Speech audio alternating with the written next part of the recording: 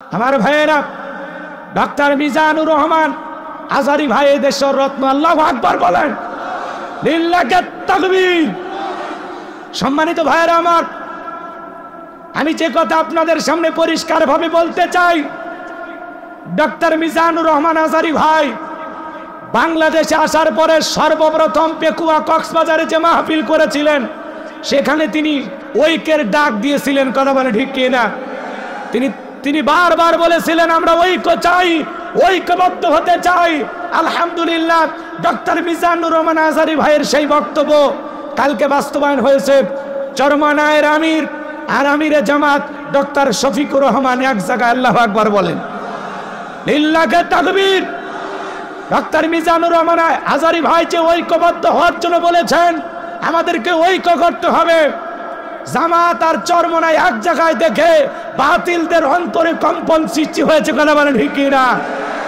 চরমনাই জামাত ঐক্যবদ্ধ, বাতিলেরা কাঁপা শুরু করে দিয়েছে। তারা বলতেছে না, সামনে মনে হয় খুবই সুবিধা পাওয়া যাবে না। কেন? আমরা কেবল ঐক্যবদ্ধ হওয়ার স্লোগান দিতেছি। আলহামদুলিল্লাহ, চরমনাই জামাত ঐক্যবদ্ধ, ইসলামিক যত দল আছে সবাই ঐক্যবদ্ধ হবে। আগামীর দিন ইসলাম আলাদের দিন, আগামীর বাংলাদেশ ইসলাম আলাদের বাংলাদেশ। কথা বলে ঠিক কিনা? এই জন্য ভাইয়ের আমার, মিলেমিশে গর্ব দেশ, এমন সুন্দর একটি পরিবেশ তৈরি হবে। কি হবে ভাই? মঞ্চে তো লড়াই, মঞ্চে তো লড়াই কেন? হ্যাঁ, রাগ করতেছেন আপনারা? ভয় পাচ্ছেন নাকি আপনারা? মন খারাপ করেন? তাকবীর দেন, লিল্লাহি তাকবীর। তাহলে এদিক খেয়াল করেন, জামাত চরমনাই ঐক্যবদ্ধ, আল্লাহু আকবার বলেন। তারা যে সুন্দর কাছাকাছি বসেন, দুই আমির এক জায়গায়, আল্লাহু আকবার বলেন। চরমনাইয়ের আমির আর জামাত ইসলামের আমির ডক্টর শফিকুর রহমান দুইজন এক জায়গায়, সবাই বলতেছেন তারা ঐক্যবদ্ধ। আমরা তো বলতে চাই সকল ওলামা ইকরাম, সকল ইসলামিক দল যদি ঐক্যবদ্ধ হয়, বাতিলেরা কখনো সাহস পাবে না আমাদের বিরুদ্ধে উল্টা পাল্টা কথা বলার। কথা বলা ঠিক কিনা? এই জন্য ডক্টর মিজানুর রহমান আজারি ভাই যে ঐক্যবদ্ধ হওয়ার জন্য যে স্লোগান তুলেছেন, চরমনাই জামাত যেভাবে ঐক্যবদ্ধ হয়েছেন, আগামীতে সকল ইসলামিক দল যদি ঐক্যবদ্ধ হয়, বাংলার ভূখণ্ডে ইসলাম আলাদের বিরুদ্ধে, আলেমদের বিরুদ্ধে, টুপিওয়ালা দাড়িওয়ালাদের বিরুদ্ধে তু শব্দ করার কোন জালেমের সাহস হবে না, হবে না, হবে না। কারা কারা এই জমিনে ইসলাম চান? তুই হাত তুলে আল্লাহকে দেখান, লিল্লাহি তাকবীর। আল্লাহ এই জমিনকে কোরআন আর ইসলামের জন্য কবুল করুন। সকল ইসলামিক দলগুলোকে ঐক্যবদ্ধ হওয়ার তৌফিক দান করুন। আমাদের সব এক, কথা বলেন ঠিক কিনা? আমাদের প্রভু এক, এক নবীর উম্মত। ভাগ করতেছেন? আমরা সব দিক দিয়ে ঐক্যবদ্ধ হতে চাই। কি রাজি আছেন? রাজি আছেন তো? ইনশাআল্লাহ আল্লাহ কবুল করুন। জোরে বলুন আমিন। সম্মানিত ভাইরা আমার, আমি কথা বলবো পবিত্র কোরআনুল কারীমের ৬৭ নম্বর সূরা, সূরার নাম মুলক। বলেন কি না? মুলক। মুলক মানে কি? সার্বভৌমত্ব, কর্তৃত্ব, রাজত্ব, পাওয়ার, ক্ষমতা। আল্লাহু আকবার বলেন। দুইটি আয়াত কারিমা তিলাওয়াত করেছি। ১ নম্বর আয়াতের আলোচনা গরম, যে ঠান্ডা পড়ছে একটু গরম ওয়াজ না করলে হবে ভাই? কথা বলা যাবে না। বসেন, চেয়ার আছে, বসে পড়েন, কোনো টু শব্দ হবে না। কথা বলেন, আমি বলবো আপনারা খালি শুনবেন। রাজি আছেন তো? ইনশাল্লাহ। ১ নম্বর আয়াতের আলোচনা গরম, ২ নম্বর আয়াতের আলোচনা নরম। বেশি গরম করে ছেড়ে দিলে অঘটন ঘটতে পারে, এজন্য ঠান্ডা করার ব্যবস্থাও আছে। সূরার নাম মুলক। বলেন কি না? মুলক। মুলক মানে কি? সার্বভৌমত্ব, কর্তৃত্ব, রাজত্ব, পাওয়ার, ক্ষমতা কার হাতে? মোট আয়াত আছে ৩০টি, রূপ আছে ২টি। বিশ্বনবীর মক্কার জিন্দেগিতে আল্লাহ তাআলা এই সূরাটি নাজিল করেছেন। চিৎকার মেরে বলুন আল্লাহু আকবার। সম্মানিত ভাইয়েরা আমার, ভূমিকা না দিয়ে আমি ডাইরেক্ট আলোচনা শুরু করে দিলাম। জামাত যারা আমার সঙ্গে তেলাওয়াত করতে চান, জবান ছেড়ে একটু মহব্বতে আমার সাথে পড়ুন, আউযু বিল্লাহি মিনাশ শাইতানির রাজিম, বিসমিল্লাহির রহমানির রহিম। বিতাড়িত মুরতাদ শয়তানের কাছ থেকে, অভিশপ্ত ইবলিসের কাছ থেকে আল্লাহ পাকের কাছে আশ্রয় প্রার্থনা চাচ্ছি। পরম কোন মাসিম ডালু আল্লাহ তাআলা নামে শুরু করছি। সূরার নাম মুলুক, মনে থাকবে তো ইনশাআল্লাহ। আল্লাহর কোনো বান্দা যদি নিয়মিত সূরা মুলুক তিলাওয়াত করে, আল্লাহ তাআলা তার কবরে সলজবকে সহজ করে দিবেন, বলেন সুবহানাল্লাহ। আল্লাহর কোনো বান্দা যদি নিয়মিত সূরা মুলুক তিলাওয়াত করে, কঠিন কিয়ামতের ময়দানে এই সূরাটি তিলাওয়াতকারী ব্যক্তির পক্ষ নিয়ে আল্লাহ তাআলার কাছে সুপারিশ করবেন, বলেন সুবহানাল্লাহ। তাহলে সূরা মুলুকের সাথে আমাদের সম্পর্ক রাখার দরকার আছে না নাই? কোরআনের সাথে যদি সম্পর্ক রাখতে পারি, আমাদের কপাল ভালো না খারাপ? তাহলে কোরআনের সাথে সম্পর্ক রাখবো তো ইনশাআল্লাহ। এই যে ভাইয়ে ভাইয়ে আগে বললাম না কি কিসের প্রসাব লাগে 1 ঘন্টা? পরিবেশ নষ্ট করবেন না, বারবার বলতেছি। ওঠা বসা করলে কিন্তু মন মানসিকতা ঠিক থাকেন। 30 সেকেন্ড সময় দিলাম, যারা চলে যাবেন দয়া করে চলে যান। 12টা 15 মিনিটের আগে মাথা উঁচু করা যাবে না। কেউ যদি উঁচু করতে চায় টান দিয়ে বসায় দিবেন, আস্তে কোমর যেন না ভাঙে। জি, রেডি থাকেন। একটু কষ্ট করে ঘন্টাখানিক সময় আমারে দেন। খারাপ লাগবে বাজান? খারাপ লাগবে? কোরআনের কথাগুলো শুনলে লাভ না লস? লাভটাকে আমার আল্লাহ জানায় দিলেন, ওয়া ইযা কুরিয়াল কুরআনু ফাসতামিউ লাহু ওয়া আনসিতু লাআল্লাকুম তুরহামুন। সূরা আরাফ আয়াত নাম্বার 204। আমার আল্লাহ রাব্বুল আলামিন জানিয়ে দিলেন, তোমাদের সামনে যখন কোরআন পাঠ করা হয়, কোরআনের আলোচনা করা হয়, চুপ করে কান লাগে মনোযোগ সহকারে কোরআনের কথাগুলো শ্রবণ করো। যারা চুপচাপ কোরআনুল কারীমের কথাগুলো শ্রবণ করবে, আমার আল্লাহ রাব্বুল আলামিন আসমান থেকে তাদের উপরে আল্লাহর রহমত বৃষ্টির মতো নাজিল করবেন, বলুন সুবহানাল্লাহ। ওয়াযাক্কির ফাইন্না যিকরা তানফাউল মুমিনিন। সূরা জারিয়ার 55 নম্বর আয়াত। আল্লাহ ডেকে বলেন, যারা আমার মুমিন বান্দা, তাদের সামনে যখন কোরআন দিয়ে ওয়াজ করা হয়, কোরআন থেকে উপদেশ দেওয়া হয়, এই কথাগুলো শোনার পরে আমার মুমিন বান্দাদের উপকারে আসবে, বলুন সুবহানাল্লাহ। হাদিস শরীফের ভিতরে আসছে বাজান, আপনি যদি 1 ঘন্টা কোরআন শোনার জন্য সময় ব্যয় করতে পারেন, এই কথাগুলো শোনার পরে আমল করেন আর না করেন, আল্লাহর কোরআন শোনার জন্য যদি 1 ঘন্টা সময় ব্যয় করতে পারেন, 500 রাকাত নফল নামাজ পড়লে যে সব হয়, সেই সমপরিমাণ সব আল্লাহ তাআলা আপনার আমল নামায় লিখে দিবেন, বলুন সুবহানাল্লাহ। কবুল হওয়া 500 রাকাত নামাজের সব আল্লাহ আমল নামায় লিখে দিবেন। এজন্য 12টা 15 মিনিট পর্যন্ত ওয়াদা দিয়েছেন, ওয়াদা ভঙ্গ করা মুনাফিকের লক্ষণ। আমার বিশ্বাস সাতক্ষীরের মাটিতে কোনো মুনাফিকের জায়গা না। সাতক্ষীরের মাটি ইসলামী আন্দোলনের ঘাঁটি, কথা বলো ঠিক কিনা? রক্ত ভেজা রাজপথ, সাতক্ষীরের রাজপথ, কথা বলো ঠিক কিনা?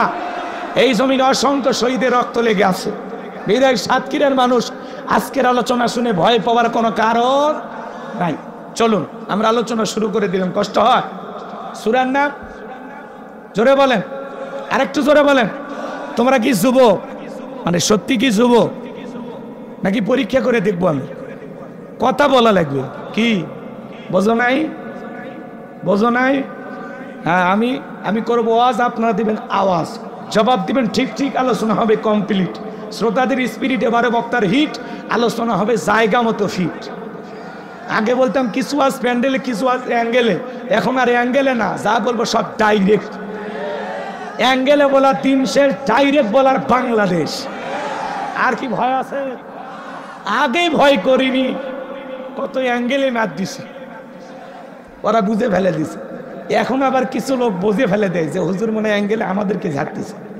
তো ওই গ্রুপের সাথে তোমাদের যদি মিলিয়ে যায়, এখনো তওবা করে ভালো হয়ে যায়। এ কথা কয় না কেন? সূরার নাম মনে থাকবে তো ইনশাআল্লাহ। সম্মানিত ভাইয়েরা আমার, আমার আল্লাহ রাব্বুল আলামিন বলেন, তাবারাকাল্লাযী বিয়াদিহিল মুলকু ওয়া হুয়া আলা কুল্লি শাইইন কাদির। মহামান্বিত সেই সত্তা যার হাতে সর্বময় কর্তৃত্ব, রাজত্ব পাওয়ার ক্ষমতা।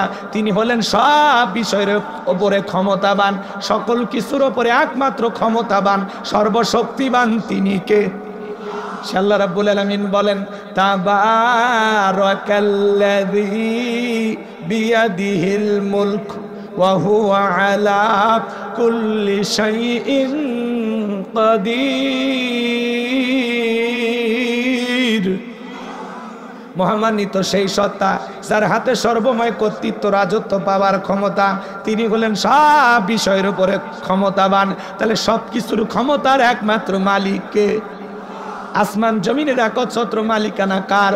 লিল্লাহি মা ফিস সামাওয়াতি ওয়া মা ফিল আরদ। আকাশ আর জমিনের একচ্ছত্র মালিকানা কার? নাকি ডোনাল্ড ট্রাম্পের ভাগ আছে, নরেন্দ্র মোদীর, পুতিনের? ডোনাল্ড ট্রাম্প গতকালকে শপথ গ্রহণ করছে, আপনারা দেখছেন না? শপথ গ্রহণ করার পরে বেচারা নাচা শুরু করে দিচ্ছে। এ তো আগে থেকেই তো একটু মাথায় কথা কয় না কেন? তো ডোনাল্ড ট্রাম্প শপথ গ্রহণ করেছেন 47তম প্রেসিডেন্ট হিসেবে আমেরিকার। 78 বছর বয়সে আমেরিকার প্রেসিডেন্ট হলেন ডোনাল্ড ট্রাম্প। এত বয়সে কেউ ওই দেশের প্রেসিডেন্ট হয়নি। ডোনাল্ড ট্রাম্প শপথ গ্রহণ করার সাথে সাথে জনসম্মুখে বউকে জড়াইয়া কিস করছে। কি করছে? বউকে কিস করছে। এরপরে বউ ধরে নাচা শুরু করছে, নাচানাচি জনগণের সামনে। তা এদিক খেয়াল করেন, পৃথিবীর সবচাইতে বড় নেতা যদি জনসম্মুখে বউকে কিস করে আর পাবলিকের সামনে নাচানাচি শুরু করে, তাহলে পুরো বিশ্বের অবস্থাটা কি এখন বুঝে নেন? কথা কয় না? এরা হলো বিশ্ব নেতা। এই বিশ্ব নেতাদের চরিত্র যদি এই হয়, তাহলে ছোটখাটো নেতার চরিত্র কি বুঝে নেন? কথা কয় না? বিশ্ব নেতা হতে পারে, কিন্তু এরা বিশ্ব বেহায়া। এদের ভিতরে আল্লাহর ভয় নাই, কারণ এরা তো মুসলমান না, এরা কি খ্রিস্টান। কথা বলেন। বউকে মানুষ পার্সোনাল ভাবে ঘরে আদর করে, জনসম্মুখে বউকে কেউ কিস করে? এদেরকে যদি যুবকেরা অনুসরণ করে, তাহলে ডোনাল্ড ট্রাম্পও যা, যুবকেরাও তাই। চরিত্র ভালো করো, আল্লাহ যেন আমাদের হেদায়েত দান করেন। চিল্লা বলেন আমিন। তাহলে পৃথিবীর সকল ক্ষমতার একমাত্র মালিককে। আন্নাল কুওয়াতা লিল্লাহি জামিআ। আল্লাহু আকবার। বলেন, সকল ক্ষমতার একমাত্র মালিককে। আসমান আর জমিনে আল্লাহর চাইতে বড় ক্ষমতাধর কেউ আছে? ওয়ালাম ইয়াকুল্লাহু কুফুয়ান আহাদ। আকাশ আর জমিনে আল্লাহর সমকক্ষ, আল্লাহর সমতুল্য আর কেউ নাই। চিৎকারে মেরে বলুন আল্লাহু আকবার। তাহলে আসমানে ক্ষমতা চলবে কার? জমিনে ক্ষমতা চলবে কার? সকল ক্ষমতার একমাত্র মালিক কে? আল্লাহর চাইতে বড় ক্ষমতাধর কেউ নাই। যারা বলবে ক্ষমতার উৎস জনগণ, ওরা পান দিয়ে ফুলে। ক্ষমতার উৎস কে? আমার ভাইয়েরা, অনেকে বুঝতে পারতেছেন না। হুজুর, সকল ক্ষমতার মালিক যদি আল্লাহ হয়, পৃথিবীতে যারা ক্ষমতার চেয়ারে বসে রাখি, এদের পরিচয় হলো ভাড়াটিয়া। আপনাদের সাতক্ষীরা একটা ছেলে যদি ঢাকায় চাকরি করে, একটা ফ্ল্যাট বাসাতে থাকে, অবশ্যই 5-10 বছর চাকরির কারণে বাসায় থাকতে হবে। ওর পরিচয় হলো ভাড়াটিয়া, কিন্তু বাসার মালিক না। এই পৃথিবীর জমিনে যত মানুষ ক্ষমতার চেয়ারে বসে, এরাই সবাই ভাড়াটিয়া, এরা কেউ ক্ষমতার মালিক না। ক্ষমতার মালিক আমার আল্লাহ। এই জন্য আল্লাহ রাব্বুল আলামিন বলেন, রাজত্ব দেওয়ার মালিককে।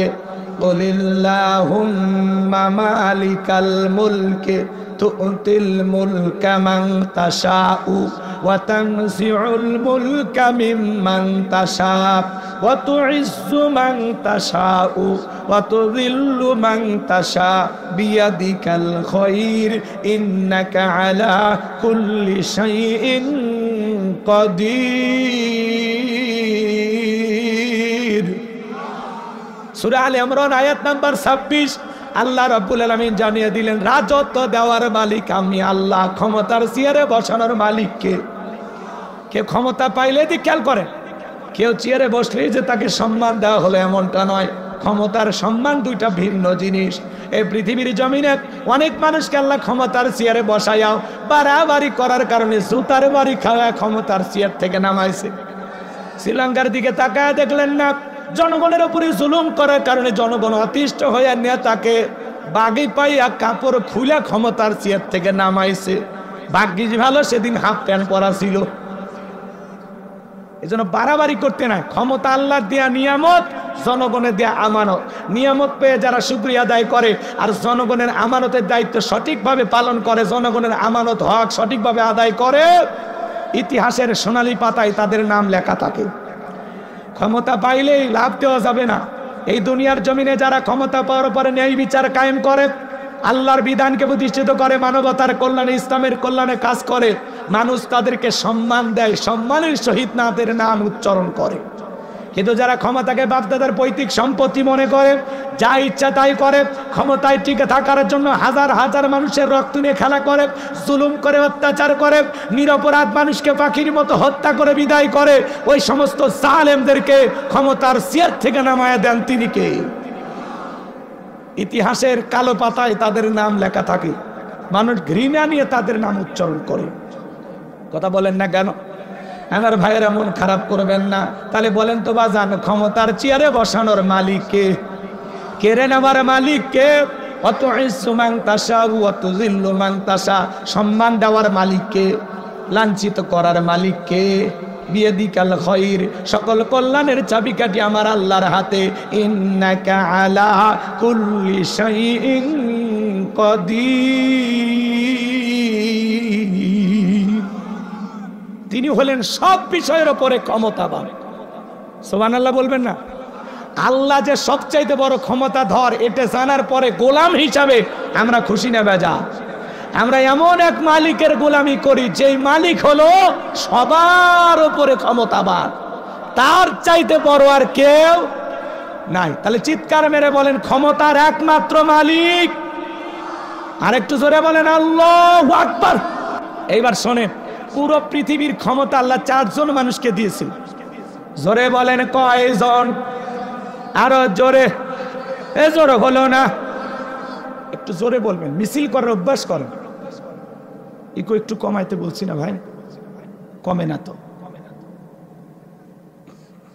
দরকার একেবারে কমায় দেন।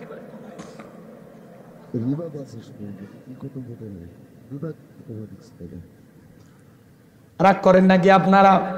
সম্মানিত ভাইয়েরা আমার, গভীর মনোযোগ দিয়ে শুনবেন। পুরো পৃথিবীর ক্ষমতা আল্লাহ 4 জন মানুষকে দিয়েছিলেন। আরে ভাই, পুরো পৃথিবীর ক্ষমতা তো দূরের কথা, ছোটখাটো পাতি নেতার গরম এলাকায় থাকা যায় না। ভাই তুমি আমারে চেনো? আমি অমুক নেতার আপন খালাতো বোন, তার ছোট মেয়ে বিয়ে করেছি, কি হাইব্রিড পরিচয় আছে না নাই? আমরা বলবো ভাই বেশি বাড়াবাড়ি করবেন না, অনেক মানুষকে আল্লাহ কিন্তু সাইজ করছে। বেশি লাফালাফি করবেন না। 3 বার যদি বমি হয় আর পিছনের দরজা একবার যদি আল্লাহ ঢিল করে দেয়, দাঁড়ায় থাকতে পারবেন না, সাতক্ষীরা মেডিকেল কলেজ হাসপাতালে ভর্তি হওয়া লাগবে। দুপুরবেলা স্ত্রী দেখতে গেছে সেলিমের বাপ, তোমার শরীরের কি অবস্থা? কয় মা তুমি দোয়া করো। দুপুরবেলা স্ত্রী আসার পরে বিকেল বেলা ছেলে দেখতে গেছে, আব্বা তোমার শরীরের অবস্থা কি? কয় ভাই আপনি আমার জন্য দোয়া করেন। কথা কয় নাকি? আছে না নাই? আল্লাহ যদি পাতলা পায়খানার বমি দেয়, বউ বাচ্চা চেনার টাইম দেবে না, বিদায় বেশি বাড়াবাড়ি করা ভালো না।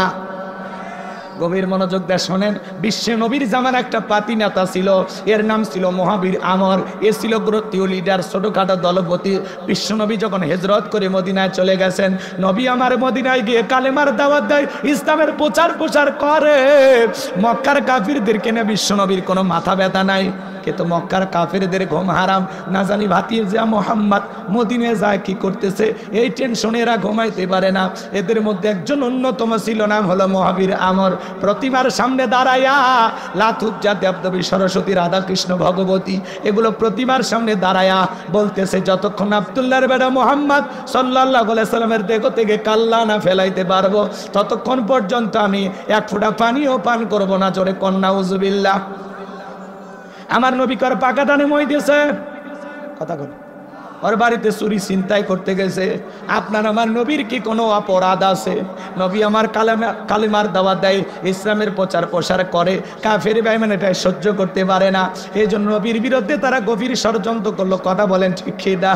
নবীর মাথা নেওয়ার ঘোষণা করে যখন মক্কার মহাবীর আমর মদিনার পথে রওনা করলেন, আল্লাহ তাআলা এই সংবাদ বিশ্ব নবীর কানে পৌঁছায় দিলেন, নবী গো, মক্কার মহাবীর আমর আপনার মাথা নেওয়ার ঘোষণা করে রওনা করেছে। নবী আমার টেনশনে পড়ে গেলেন, কি করা যায়, কি করা যায়? আমার ভাইয়েরা, নবী আমার দুশ্চিন্তায় পড়ে গেলেন। কাছেই বসে দেখেন অনেকগুলো সাহাবীরা বসে আছেন, তাদেরকে লক্ষ্য করে ডেকে বলতে, শোনো আমার সাহাবীরা শোনো, মক্কার মহাবীর আমার কাল্লা নেওয়ার ঘোষণা করে রওনা করেছে, তোমরাই বলে এখন কি করা যায়। হযরত ওসমান ডেকে বলে, নবী আপনি আল্লাহর এত বড় পয়গাম্বার, আপনি আল্লাহ তাআলার কাছে দোয়া করেন ওই মক্কার মহাবীর আপনার চেহারা দেখার আগে আল্লাহর যেন ওর জমিন থেকে বিদায় করে দেয়, ওরা যেন প্যারালাইজ করে দেয়। নবী আমার হযরত ওসমানের কথা শুনে হাত তুলে দোয়া করা শুরু করে দিলেন, আল্লাহ ওই মক্কার মহাবীর আমার মাথা নেওয়ার ঘোষণা করে রওনা করেছে, ও আমার কাছে পৌঁছার আগে ওর হাত পা এতটুকু শুধু বলেছেন। আল্লাহ ডেকে বলে, জিবরাইল আর করিস না দেরি, আমার বন্ধুকে জানাই দাও তাড়াতাড়ি, আমি আল্লাহ তাআলা শুধুমাত্র 2 হাত দোয়া করার জন্য দেই নাই, মাঝে মাঝে জালেম আর বেঈমানদেরকে সাইজ করার জন্য ওই 2 হাতে লাঠিও তুলে নেওয়া লাগবে। জিবরাইল এসে বলে, নবী দোয়া কবুল হবে না, হাত নামান। বিশ্ব নবী তখন হাত মুখে না লাগায় হাঁটুর উপরে রাখায়া দিলেন। আপনারা বলেন তো বাজান, সব জায়গায় কি দোয়া দিয়ে কাজ হয়? এই গ্রামের নাম কি বলেন?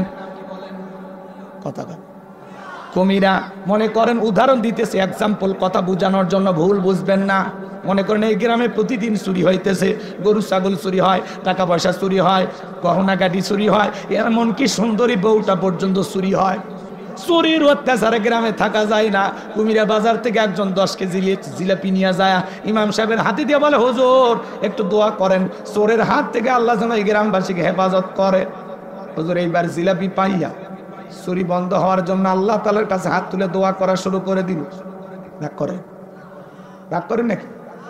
এইবার চুরি বন্ধ করার জন্য হুজুর হাত তুলে দোয়া করা শুরু করে দিল, আল্লাহ চোরের হাত থেকে এই কুমিরার মানুষকে তুমি হেফাজত করো। চোর জিলাপি খাওয়ার আসে হাত তুলে বলে আমিন আমিন আমিন। হুজুর যদি ওই জায়গায় দোয়া না করে বলতো, এ কুমিরার যুবকেরা, এই গ্রামে ঢোকার 4টা রাস্তা আছে, এই 4 রাস্তার মোড়ে মোড়ে মাগরিব থেকে ফজর পর্যন্ত বাংলার লাঠি নিয়া 4 জন করে যুবক মোড়ে মোড়ে দাঁড়ায় থাকবা, চোরকে দেখা মাত্রই ওই লাঠি দিয়া মন পিটাইবা, যাতে 6 মাসে মাজা সোজা না করতে পারে। তাহলে বলেন তো বাজান, চোরকে হাত তুলে আমিন কইতো নাকি তওবা করে ভালো হয়ে যেত? চুরি বন্ধ করতে হলে লাগবে কার আইন? দোয়া দিয়ে কাজ হবে? জোরে বলে লাগবে কার আইন? আল্লাহ 1500 বছর আগে আইন দিয়েছেন, ওয়াসসারিকু ওয়াসসারিকাতু ফাকতুউ আইদিয়াহুমা জাযাআম বিমা কাসাবা নাকালাম মিনাল্লাহ। সূরা মাইদার 38 নম্বর আয়াতে আল্লাহ 1500 বছর আগে আইন দিয়েছেন, চোর পুরুষ হোক আর নারী হোক, আল্লাহর বিধান, আল্লাহর ফয়সালা। চুরি করেছে অপরাধ যদি প্রমাণিত হয়, চোরের ডান হাতের কবজি কেটে দাও। একটা চোরের হাত কেটে সোশ্যাল মিডিয়াতে ভালো করে যদি আমরা প্রচার করতে পারতাম যে বাংলাদেশের পার্লামেন্টে আইন চালু হয়ে গেল, চোর যদি চুরি করে ধরা পড়লে তার হাত কেটে দেওয়া হবে। এ বাজান গো আমার, একটা চোরের হাত কেটে মিডিয়াতে প্রচার করলে বাংলাদেশের সমস্ত চোরেরা তওবা করে আল্লাহর ওলি হয়ে যেত। কথা বলেন ঠিক কি না? কিন্তু কে শোনে কার কথা? আজও গেল না মনের ব্যথা। এখন উচিত কথা যদি কই, পিঠের ওপর দেওয়া যাবি মই। এই আনন্দে কিছু লোক কিনে খাবে বগুড়ার স্পেশাল দই। যত 10 নন্দ ঘোষ, 70টা বললে 10, করলে অন্যায়ের প্রতিবাদ, নামটা হবে তোমার মৌলবাদ, নামটা হবে তোমার জঙ্গিবাদ। আল্লাহর আইন চালু করতে চায় না। ওরা বলে 1500 বছরের আইন, এগুলো ব্যাকডেট, এগুলো চলবে না। আমরা বলতেছি ব্যাকডেট না আপডেট, খালি একটা টেস্ট করে দেখো। টেস্ট কথা কয় না। মনে রাখবেন, লন্ডন আমেরিকার তৈরি আইন আর ভারতের পানি পড়া দিয়া মানুষের তৈরি করা নিয়ম নীতি দিয়া কোশ্চিন কালেও বাংলাদেশের 1 ইঞ্চি মাটিতেও শান্তি প্রতিষ্ঠিত করতে পারবেন না। এই দেশের চুরি দুর্নীতি টেন্ডারবাজি খুন ধর্ষণ চাঁদাবাজি বন্ধ হবে সেই দিন, আল্লাহর কোরআন দিয়া জমিনটা চলবে যেই দিন। একটা চোরের খালি বিচার করে দেখেন, এ হলো সরকার। আপনিও টেস্ট করে দেখতে পারেন। কথা কয় না? রাগ করেন? হ্যাঁ, আজকে পথে ঘাটে ধর্ষণ কত ধরনের। একটা ধর্ষণকারী জিনাকারী নারী পুরুষকে আল্লাহর বিধান অনুযায়ী পাথর মেরে সংজ্ঞাসার করে দুনিয়ার জমিন থেকে বিদায় করে দেন। ধর্ষণ করা দূরের কথা, ইফটিজিং করা দূরের কথা, যুবকদের স্বপ্ন দোষ বন্ধ হয়ে যাবে। কিন্তু কে শোনে কার কথা? সরিষায় তো ভূত। নেতা আল্লাহর আইন যে চালু করবে ও চিন্তা করে আমি এই হাত দিয়ে যে পরিমাণে দুর্নীতি করছি প্রথমে তো আমার হাত কাটা যাবে। 11 লক্ষ কোটি টাকা দুর্নীতি করে বিদেশে পাচার করেছে। এ কথা বলেন নাকি আপনারা? এত পরিমাণে দুর্নীতি করছে ভাই, তা হিসাব সারা। প্রধানমন্ত্রী থেকে শুরু করে চৌকিদার দাফাদার পর্যন্ত দুর্নীতি করে গেছে। প্রধানমন্ত্রী বলে আমি ছেলে মেয়ের জন্য কিচ্ছু করিনি, কিছু করেননি। হ্যাঁ, আপনার বাড়ির পিওন 400 কোটি টাকার মালিক, জনগণ বোঝে না যে চাকর চাকরেনি যদি এই অবস্থা হয় মালিকের কি অবস্থা। আমরা এতবার বললাম ম্যাডাম পদত্যাগ করেন, আল্লাহ বলে কিসের পদত্যাগ? এরা যে অন্যায় অপরাধ করেছে, শুধু পদত্যাগ না, আমি আল্লাহ এদেরকে দেশ ত্যাগ করতে বাধ্য করব। ইন্না বাতশা রাব্বিকা লাশাদীদ, আল্লাহর পাকড়াও বড় কঠিন। আল্লাহ ধরে না, যেদিন ধরবে মামু বাড়ি দিল্লি গিয়ে পড়বে। আছে বড় বড় কথা বলতো, পালাবো না, হারাবো না। আছে পালিয়ে যায়নি। রান্না করা ভাত খাওয়া ভাগ্যে জটিনি। 45 মিনিট সময় পাইছিল। কথা কন, কার খেলা, কার ফয়সালা? আলেমদেরকে বিগত সরকারের পতন হওয়ার পিছনে একমাত্র কারণ নিরীহ আলেমদেরকে, নিরীহ মাদ্রাসার ছাত্রদেরকে হত্যা করা, তাদেরকে লাঞ্ছিত করা। আলেমদেরকে লাঞ্ছিত করেছিল যারা, আজকে পুরো পৃথিবীর সামনে লাঞ্ছিত তারা। প্রধানমন্ত্রীর থেকে শুরু করে এমপি মন্ত্রী, আমলা কামলা, নায়ক গায়ক, শিক্ষক বলেন, এমনকি ইউনিয়ন পর্যায়ের নেতা কর্মী পর্যন্ত পালিয়ে গেছে, মসজিদের হুজুরও পালিয়ে গেছে। এই কথা কন না কে? এই সিয়ারটা দখল করেন তো, দখল করেন, তাছাড়া উনি চট করে ঢুকবে। উনি মাঝে মাঝে ফোন দেয়, কল রেকর্ড ফাঁস হয়, বলে আমি দেশের কাছে আছি, চট করে ঢুকবো। ঢুকবেনই তো, বের হলেন কেন? আপনি যদি পদত্যাগ করে জেলেও যাইতেন, আপনার নেতা কর্মীও খুশি থাকতো, দেশটাও স্বাভাবিক থাকতো। কয়েক বছর পরে আপনার নেতা কর্মীর ফুলের মালা দিয়ে আপনাকে জেলখানা থেকে বের করতো। এভাবে চলে যায়, আপনি কাজটা ঠিক করেননি। আবার বলে আমি দেশে আসবো। হ্যাঁ, আমরাও বলি মহিলা মানুষ আর কতদিন বাইরে থাকবেন, আপনি আসেন, এই দেশ আপনার বাবা, এই দেশ আপনার স্বামীর। কথা ঠিক কিনা? বুবু আইবা, তুমি আইবা গো, সেই দিন আইসা বুবু ক্ষমতা পাইবা না।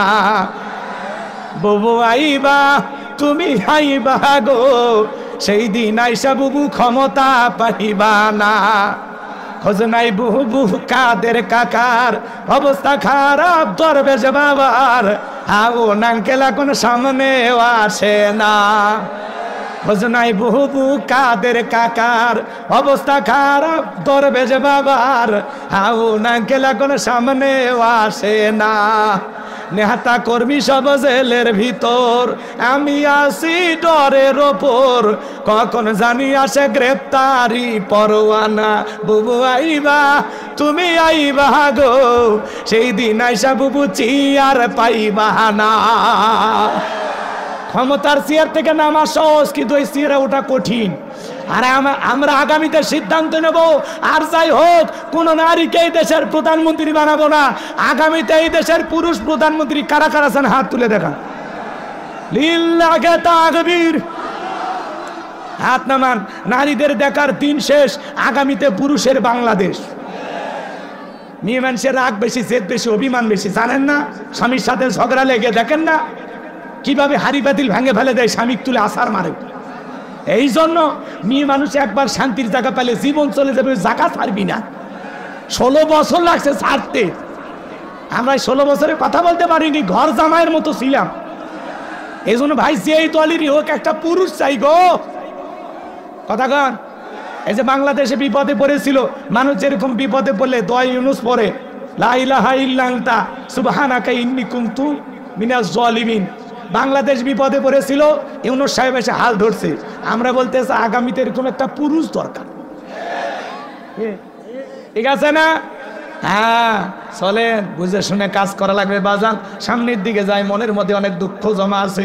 এই জন্য বাজান, চুরি দুর্নীতি করে লুটা পুটে খায়া দেশের 12টা বেজে দিয়েছে ওরা। 93 বিলিয়ন ডলার ঋণের বোঝা বাংলাদেশের মানুষের ঘাড়ে চাপায় দিয়ে ওরা পালিয়ে গেছে।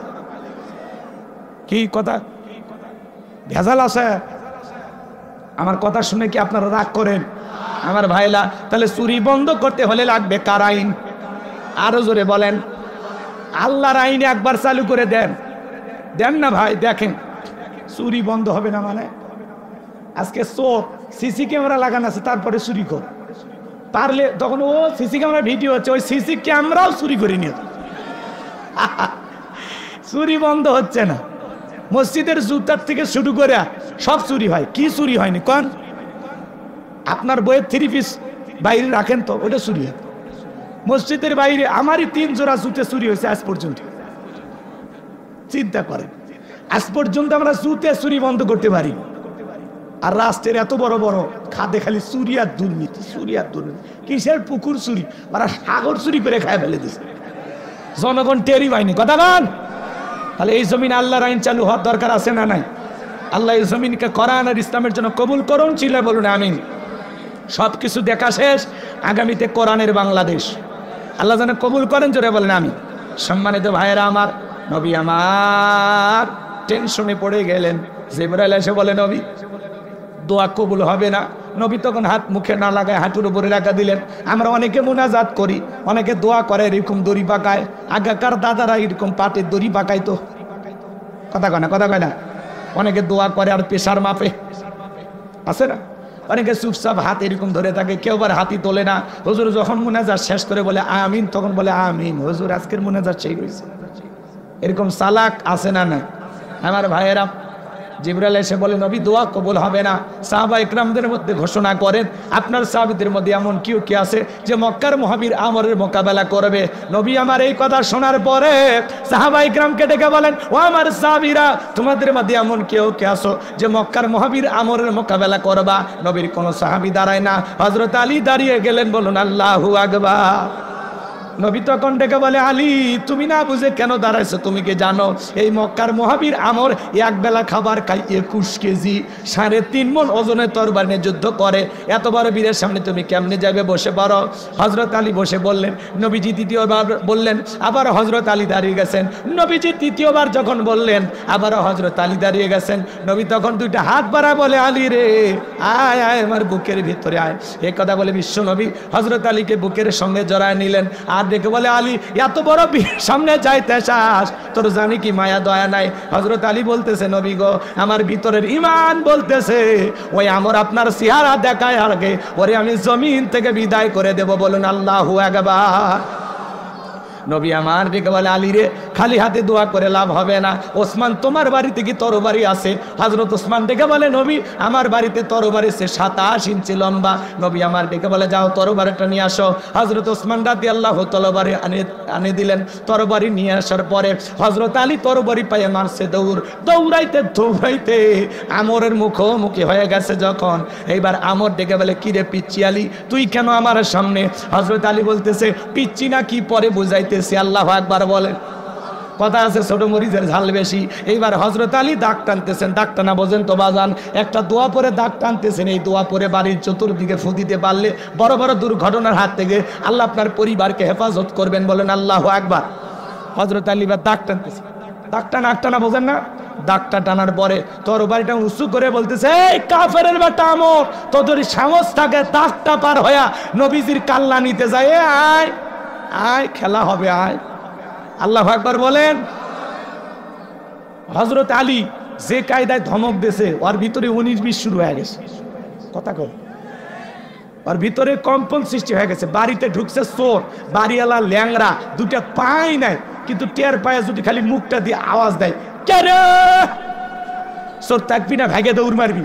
একটা আওয়াজে অনেক কিছু ঘটে। মুসলমান যদি একবার খালি নারাই তাকবীর আল্লাহু আকবার দিয়ে ময়দানে নামে, বাতিলেরা লঙ্গি পরার টাইম পাবি না। লিল্লাহে তাকবীর। এই আওয়াজ অনেক বড় হাতিয়ার, আপনি জানেন? খালি আওয়াজ দেন, বাতিলের এমনি ভয় পাবে। কি পারবেন না? রেডি আছেন? আমার ভাইরা চলেন সামনের দিকে যাই। হযরত আলী আর আমর বাজা বাজা ভাব, পুরো ঘটনাটাই কি বলবো আপনারা শুনবেন। হযরত আলী এবার আমরের সাথে কিভাবে লড়াই করে শুনবেন না? কারা কারা একটু হাত তোলেন তো বাজা। লিল্লাহে তাকবীর। আল্লাহ রাব্বুল আলামিন বলেন, তাবারাকাল্লাযী বিয়াদিহিল মুলকু ওয়া হুয়া আলা কুল্লি শাইইন কাদির। মহামান্বিত সেই সত্তা যার হাতে সর্বময় কর্তৃত্ব রাজত্ব পাওয়ার ক্ষমতা, তিনি হলেন সব বিষয়ের উপরে ক্ষমতাবান। বলেন আল্লাহু আকবার। তাহলে পুরো পৃথিবীর ক্ষমতা আল্লাহ 4 জনকে দিয়েছিলেন। এ বাজান গো আমার, এর মধ্যে 2 জন ইমানদার আর 2 জন হলো কাফের। ইমানদার 2 জনের একজনের নাম হলো নবী সুলাইমান। সুবহানাল্লাহ বলেন। নবী সুলাইমান আলাইহিস সালামকে আল্লাহ রাব্বুল আলামিন তামাম পৃথিবীর রাজত্ব পাওয়ার ক্ষমতা দিয়েছিলেন। জিন ইনসান মানব দানব সকলেই তার হুকুম মানতে বাধ্য ছিল। আল্লাহু আকবার। নবী সুলাইমান আলাইহিস সালামকে আল্লাহ পাক এমন একটা তত্ত্বের সিংহাসন দিয়েছিলেন, আমার ভাইয়েরা, বাতাসকে অর্ডার করা মাত্রই যেখানে ইচ্ছা পয়গম্বর সেখানে বাতাস এই সিংহাসন উড়িয়ে নিয়ে যাইতো। বলেন সুবহানাল্লাহ। এখনো জাহাজে গাড়ি হাওয়াই চলে, ওগো কলেরই বিধান। একদিন বিনা কলে হাওয়ায় চলতো নবী সুলাইমান, মোরা সেই মুসলমান। আল্লাহু আকবার। নবী সুলাইমানের রাজত্বের কাহিনী বা ঘটনা যদি আমি বলতে চাই 2-3 ঘন্টা সময় লেগে যাবে। ওই দিকে আমার যাওয়ার সুযোগ নাই। আমার একটা মূল টার্গেট আছে, সেই জায়গায় আমাকে যেতে হবে। রাগ করেন? তাহলে 1 নাম্বার, নবী সুলাইমান আলাইহিস সালামকে আল্লাহ পাক পুরো পৃথিবীর রাজত্ব পাওয়ার ক্ষমতা দিয়েছিলেন। 2 নাম্বার, বাদশা জুলকারনাইনকে আল্লাহ পাক পুরো পৃথিবীর রাজত্ব পাওয়ার ক্ষমতা দিয়েছিলেন। সূর্য উদয় হতে সূর্য অস্তগামী পর্যন্ত, পূর্ব থেকে পশ্চিম পর্যন্ত পুরোটা পৃথিবীর ক্ষমতা আল্লাহ বাদশা জুলকারনাইনকে দিয়েছিল। এই বাদশা জুলকারনাইনকে আল্লাহ পাক পৃথিবীর ভূখণ্ডে 1 নয় 2 নয় 1600 বছর হায়াত দিয়েছিলেন। বলুন সুবহানাল্লাহ। 1600 বছর পাওয়ার রাজত্ব ক্ষমতা পাওয়ার পরে বাদশা জুলকারনাইন কখনো মানুষের প্রতি জুলুম করে নাই। সারাটা জীবন মানবতার কল্যাণে, ইসলামের কল্যাণে, আল্লাহর ভালোবাসায় কাটিয়ে দিয়েছেন। বলেন আল্লাহু আকবার। ইয়াজুজ মাজুজের জন্য যে বিশাল প্রাচীর নির্মাণ করে দিয়েছিলেন যেই বাদশা, কথা বোঝেন নাই, সেই বাদশার নাম বাদশা জুলকারনাইন। ওইদিকে ঘটনাগুলো বলতে গেলে লম্বা হবে, লম্বা করার সুযোগ নাই। তাহলে 2 জন ইমানদার বাদশাকে আল্লাহ পুরো পৃথিবীর ক্ষমতা দিয়েছিলেন। 1 নাম্বার নবী সুলাইমান, আর 2 নাম্বার বাদশা জুলকারনাইন। আর 2 জন কাফিরকে আল্লাহ পাক পুরো পৃথিবীর রাজত্ব পাওয়ার ক্ষমতা দিয়েছিলেন। এর মধ্যে একজন জালেম বাদশা, যার নাম ছিল বাদশা বখতে নাসর। কি নাম?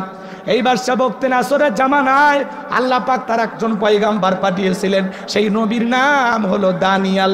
আল্লাহ নবী দানিয়াল আলাইহিস সালাম তার উম্মতদেরকে ডেকে বলেন, ইয়া বানি ইসরাঈল আযকুরু নি'মাতি আল্লাতী আন'আমতু আলাইকুম ওয়া আন্নী ফাদ্দালতুকুম আলাল আলামিন।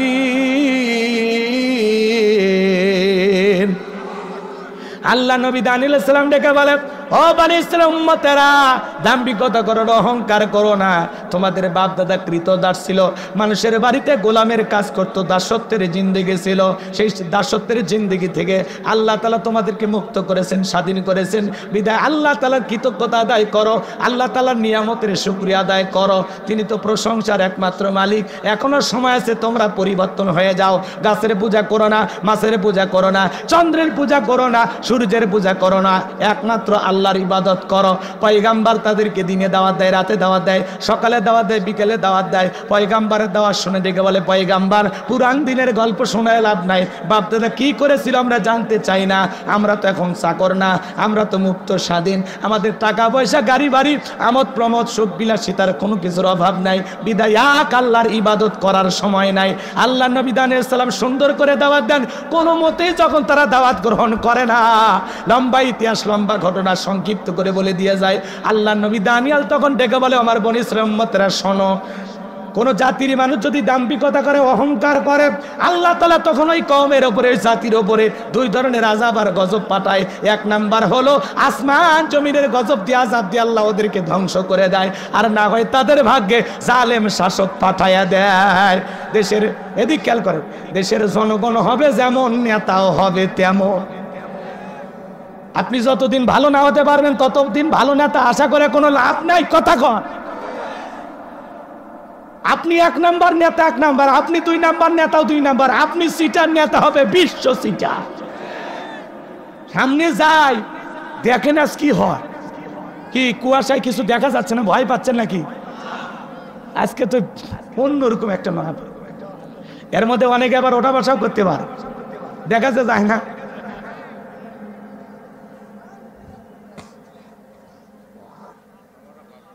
এখনো অনেক সময় আছে ভাই। এই যে নড়াচড়া করবে, যুবকে বসো বসো। যারা এই কুয়াশার মধ্যে অন্ধকারে পালিয়ে যাচ্ছেন, যদি পারেন, গেটের পাশে আমার গাড়ি রাখা আছে, এই গাড়িতে আমার লেখা একটা বই আছে, শেষ বিদায়। যারা পালিয়ে যাচ্ছেন তাদের জন্য বলতেছি, আপনারা যদি পারেন এই বইটা সংগ্রহ করবেন। একজন মৃত মানুষকে নবীজির তরিকায় কিভাবে বিদায় করতে হয়। মৃত ব্যক্তিকে চুমা খাওয়া জায়েজ না, হারাম। স্বামী স্ত্রী মারা গেলে একে অপরকে গোসল করাতে পারবে কিনা, মৃত স্বামী স্ত্রীকে চুমা খাওয়া যাবে কিনা, আত্মহত্যা করে মারা গেলে তার জানাজায় যাওয়া যাবে কিনা, জান্নাত জাহান্নাম সম্পর্কে, আখিরাত সম্পর্কে, কবরের সলজব সহ বিশেষ কিছু দোয়া, 2টা গজল সহ 76 পৃষ্ঠার বইটা যদি পারেন স্মৃতি হিসাবে নিয়ে যাবেন। গাড়ির ড্রাইভারের কাছে গেলে 50 টাকা হাতিয়ে দিয়া আপনারা নিয়ে যাবেন। বইটার নামই হলো শেষ বিদায়।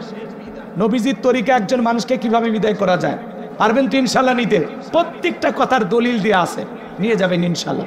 যুবকেরা তো এগুলো কিনবে না, ওরা কেনে উপন্যাস, প্রেম কেন কাদায়, যৌবনের মৌবনে, অভিশাপ্ত রাত, মিলন হবে কতদিনে, তোর মরণের পরে।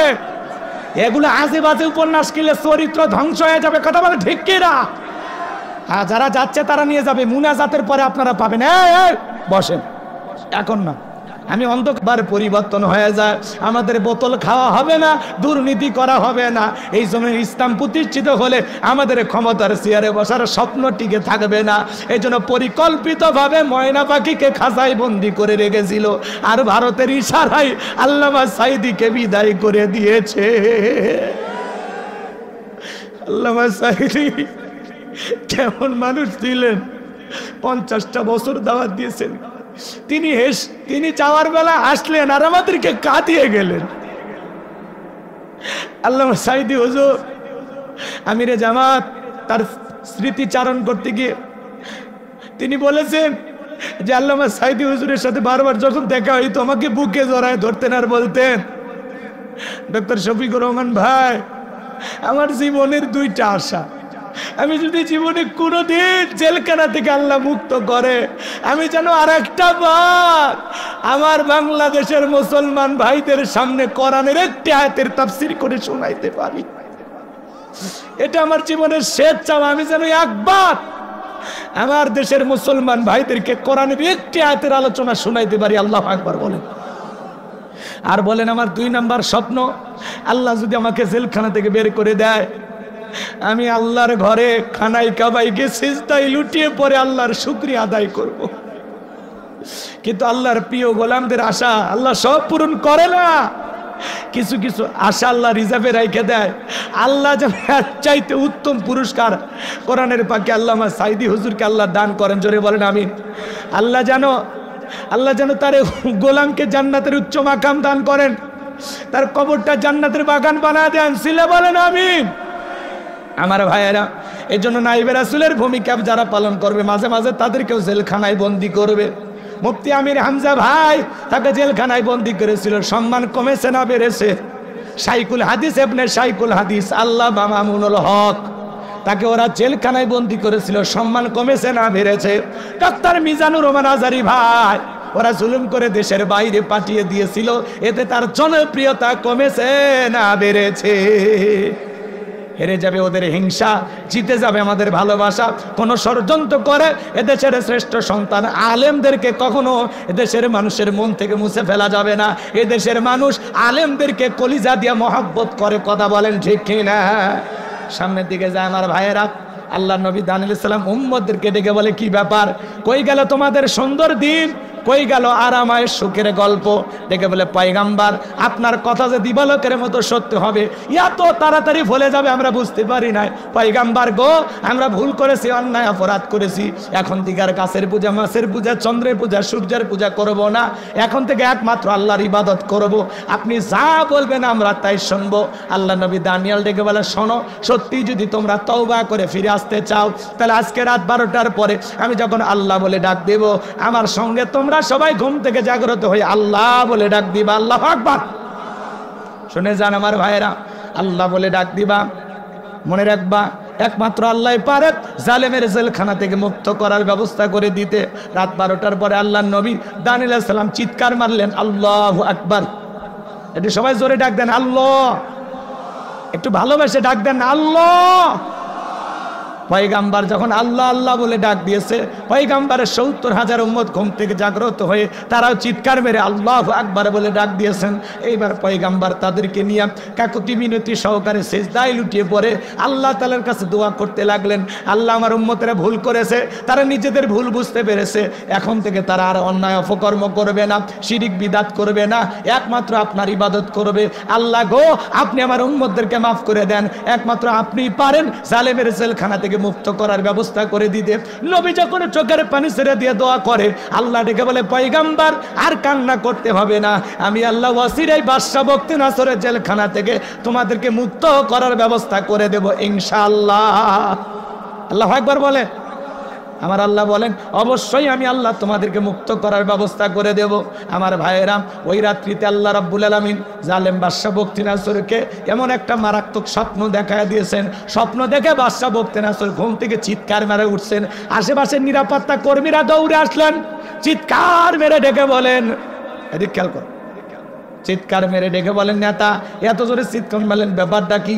বলে, আমার চেহারার দিকে তাকায় দেখো আমি কি কারণে চিৎকার মারছি, তোমরা কি বুঝতে পারো নাই? কয়, না বুঝতে পারি নাই। বলে, আমি একটা মারাত্মক ভয়ঙ্কর স্বপ্ন দেখেছি। এই স্বপ্নের কি হয়েছে? সমস্যা? কষে কষ্ট হচ্ছে? কাপাকাপি করে না, বসো বসো। রাগ করেন আপনারা? রাগ করেন? ভাই দোয়া করবো নাকি? বলেন, অসুস্থ যদি হয়ে যাইতেন, অসুস্থ হইতে পারেন না, তাহলে দোয়া করে বাড়ির যাই। আগ্রহ আছে, লিল্লাহে তাকবীর। শোনেন শোনেন, সামনের দিকে গেলে মজা পাবেন। হ্যাঁ, এদিকে খেয়াল করে শোনেন বাজান গো আমার। এইবার বাদশা বক্তে নাসরে ডেকে বলে, আমি একটা ভয়ঙ্কর স্বপ্ন দেখেছি। এই দেশের যত স্বপ্নের তাবির কারো কাছে স্বপ্নের ব্যাখ্যা বলতে পারে, সবাইকে আমার দরবারে নিয়ে আসো, আমি স্বপ্নের কথা বলবো আর তাদেরকে স্বপ্নের ব্যাখ্যা বলতে হবে। এইবার পরের দিন সকালবেলা হাজার হাজার লোক বাদশার দরবারে হাজির হয়ে গেল। জালেম বাদশা বক্তে নাসর যখন স্বপ্নের কথা বলতে যাবে, গতকাল রাত্রে কি যেন স্বপ্ন দেখলাম, আর বলতে পারে না। সমস্ত স্বপ্নের কথা ভুলিয়ে দিলেন তিনি কে? বাদশার মাতার মেমোরিতে থাকা সমস্ত স্বপ্নের কথা নিয়ে যায় আল্লাহ তাআলা নবী দানিয়েল সালামের মাতার মেমোরিতে সেভ করে দিলেন। বলেন সুবহানাল্লাহ। হে যুবক, একটা যুবক শোনো, তোমাদের মোবাইল আছে, একটা মোবাইলে যা আছে তোমার বন্ধুর মোবাইলে সেটা পার করা যাবে কিনা শেয়ারের মাধ্যমে? মানুষের মাথায় যদি এই বুদ্ধি থাকে, আমার আল্লাহর জ্ঞান আছে না নাই? আছে না? হ্যাঁ, বাদশার মাথার মেমোরিতে থাকা সমস্ত স্বপ্নের কথা আল্লাহ তাআলা তার পয়গাম্বরের মাথার মধ্যে ঢুকিয়ে দিলেন। বলেন সুবহানাল্লাহ। এইবার বাদশা যখন স্বপ্নের কথা বলতে যায়, গতকাল রাত্রে কি যেন দেখলাম আর বলতে পারে, তাহলে স্বপ্নের কথা ভুলিয়ে দিলেন। এই ক্ষমতা কার? জোরে বলেন। এইবার বাদশা মুহূর্তের মধ্যে ডায়লগ পরিবর্তন করলেন, ডেকে বলে, শোনো, গতকাল রাত্রে স্বপ্নে কি দেখেছি, স্বপ্নের কথাও বলতে হবে, স্বপ্নের ব্যাখ্যা, দুইটাই তোমাদেরকে বলতে হবে। জনগণ ডেকে বলে, বাদশাহ এ তো পাগলামি কথা, স্বপ্ন দেখেছেন আপনি, আমরা কিভাবে বলবো? বাদশাহ কি স্বপ্ন দেখেছে ওই দেশের জনগণ কি জানে? কথা বলেন। আপনারা স্বামী স্ত্রী এক খাটে ঘুমান না আলাদা? বলেন, হুজুর গরিব হতে পারি কিন্তু বউ কলপ নিয়ে ঘুমায়। ধনী যারা, টাকাওয়ালা যারা, এদের স্বামী স্ত্রীর সম্পর্ক ভালো না। বেশি টাকার অহংকারে স্বামী স্ত্রীর সম্পর্ক দাও কুড়েলের মতো। এ কথা কন নাকি আপনারা? স্বামী এক রুমে ঘুমায়, বউ আলাদা রুমে ঘুমায়। আর গরিব আলু ভর্তা দিয়ে ভাত খায়, রিক্সা চালায়, ভ্যান চালায়, মাঠে কাজ করে, ঘুমানোর আগে বউ কলপ নিয়ে ঘুমায়। হাসির কিছু না। বলে, হুজুর গরিব হতে পারি কিন্তু ভালোবাসার অভাব না। বিশ্বনবীর ঘরের ভিতরে দামি আসবাবপত্র ছিল না, কিন্তু আম্মাজান আয়েশা বলেন, রাসূল আমাদেরকে এত ভালোবাসতেন, আমরা সব কিছু ভুলে যাইতাম। বলুন সুবহানাল্লাহ। ঘরটা যেন শান্তির বাগান ছিল। সুবহানাল্লাহ বলবেন না? রাসূলের ঘরে কেমন শান্তি ছিল আমি বলবো? একটু অপেক্ষা করেন, মহিলাদের ওয়াজ যদি পারি, সুযোগ পাই, সেদিকে যা বলে দেবো। এদিকে খেয়াল করেন, খেয়াল করেন। আপনার বউ আপনার বাদ দেওয়া স্বপ্নে যদি আর একটা ছেলের হাত ধরে সাতক্ষীরা শহরে করে, আপনারা কি করবেন? মারবেন? একজন কয় সেই পিটেন, মানে আপনি মানে বউ পিটেন মাঝে মাঝে নাকি? বউ পিটানো যাবে না, বউ ভালোবাসার জিনিস। আজ যে শীত পড়ছে, আমি আপনাদেরকে অনুরোধ করে বলে যাই, শোনেন, দুইটা মাসে বউয়ের সাথে ঝগড়া করবেন, একটা পৌষ মাস আর একটা মাঘ মাস।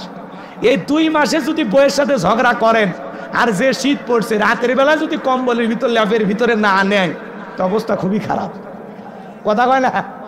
এজন্য সাবধান, এই 2 মাস বউয়ের সাথে ঝগড়া করা যাবে না। শোনেন শোনেন, আপনার বউ স্বপ্নে কি দেখে আপনি জানেন না, আবার আপনি আপনার বউকে বাদ দিয়ে আর একটা মেয়ের হাত ধরিয়া, ওই যে কি পুকুর আছে আপনাদের, এটা কার যেন বাগান আছে, মিন্টুর বাগান নাকি, মন্টু মেয়ের বাগান, ওই বাগানে বসে ওই মেয়েটার সাথে গল্প করতেছেন। আপনার বউ যদি টিয়ার পাইতো কি করতো? ঝাঁটা দিয়ে পিটায় খাট থেকে নামায় দিত। কিন্তু স্বামী কি স্বপ্নে দেখে বউ জানে না, বউ কি স্বপ্নে দেখে স্বামী জানে না। স্বপ্ন যার, চিন্তা ভাবনা থাকে তার। শোনেন শোনেন, মাঝে মাঝে স্বপ্নে দেখি সাপ তারা করছে, ঘুমোর থেকে উঠে দেখি সাপ নাই, ঠিক না ভাই? মাঝে মাঝে স্বপ্নে দেখি ঘর বাড়ি আগুন লেগে পুড়ে গেছে, ঘুমোর থেকে উঠে দেখি না সব ঠিকই আছে। মাঝে মাঝে স্বপ্নে দেখি আমি নিজেই মারা গেছি, বউ বাচ্চা কান্নাকাটি শুরু করছে, ঘুমোর থেকে উঠে দেখি না আছে। কি ভাই মাঝে মাঝে স্বপ্নে মারা যাননি 2-1 বার? কথা কয় না, কথা কয় না। স্বপ্ন তো স্বপ্নই, যুবকেরাও কিন্তু স্বপ্ন দেখে, দেখে না? যে যুবকেরা বিয়ে করেনি নায়িকাদের ছবি দিয়ে পুরো ঘর সাজানো, বলিউড হলিউড টালিউড ঢালিউড যা আছে সব নায়িকাদের ছবি, কথা কয় না? প্রত্যেকটা রুমে রুমে নায়িকাদের ছবি।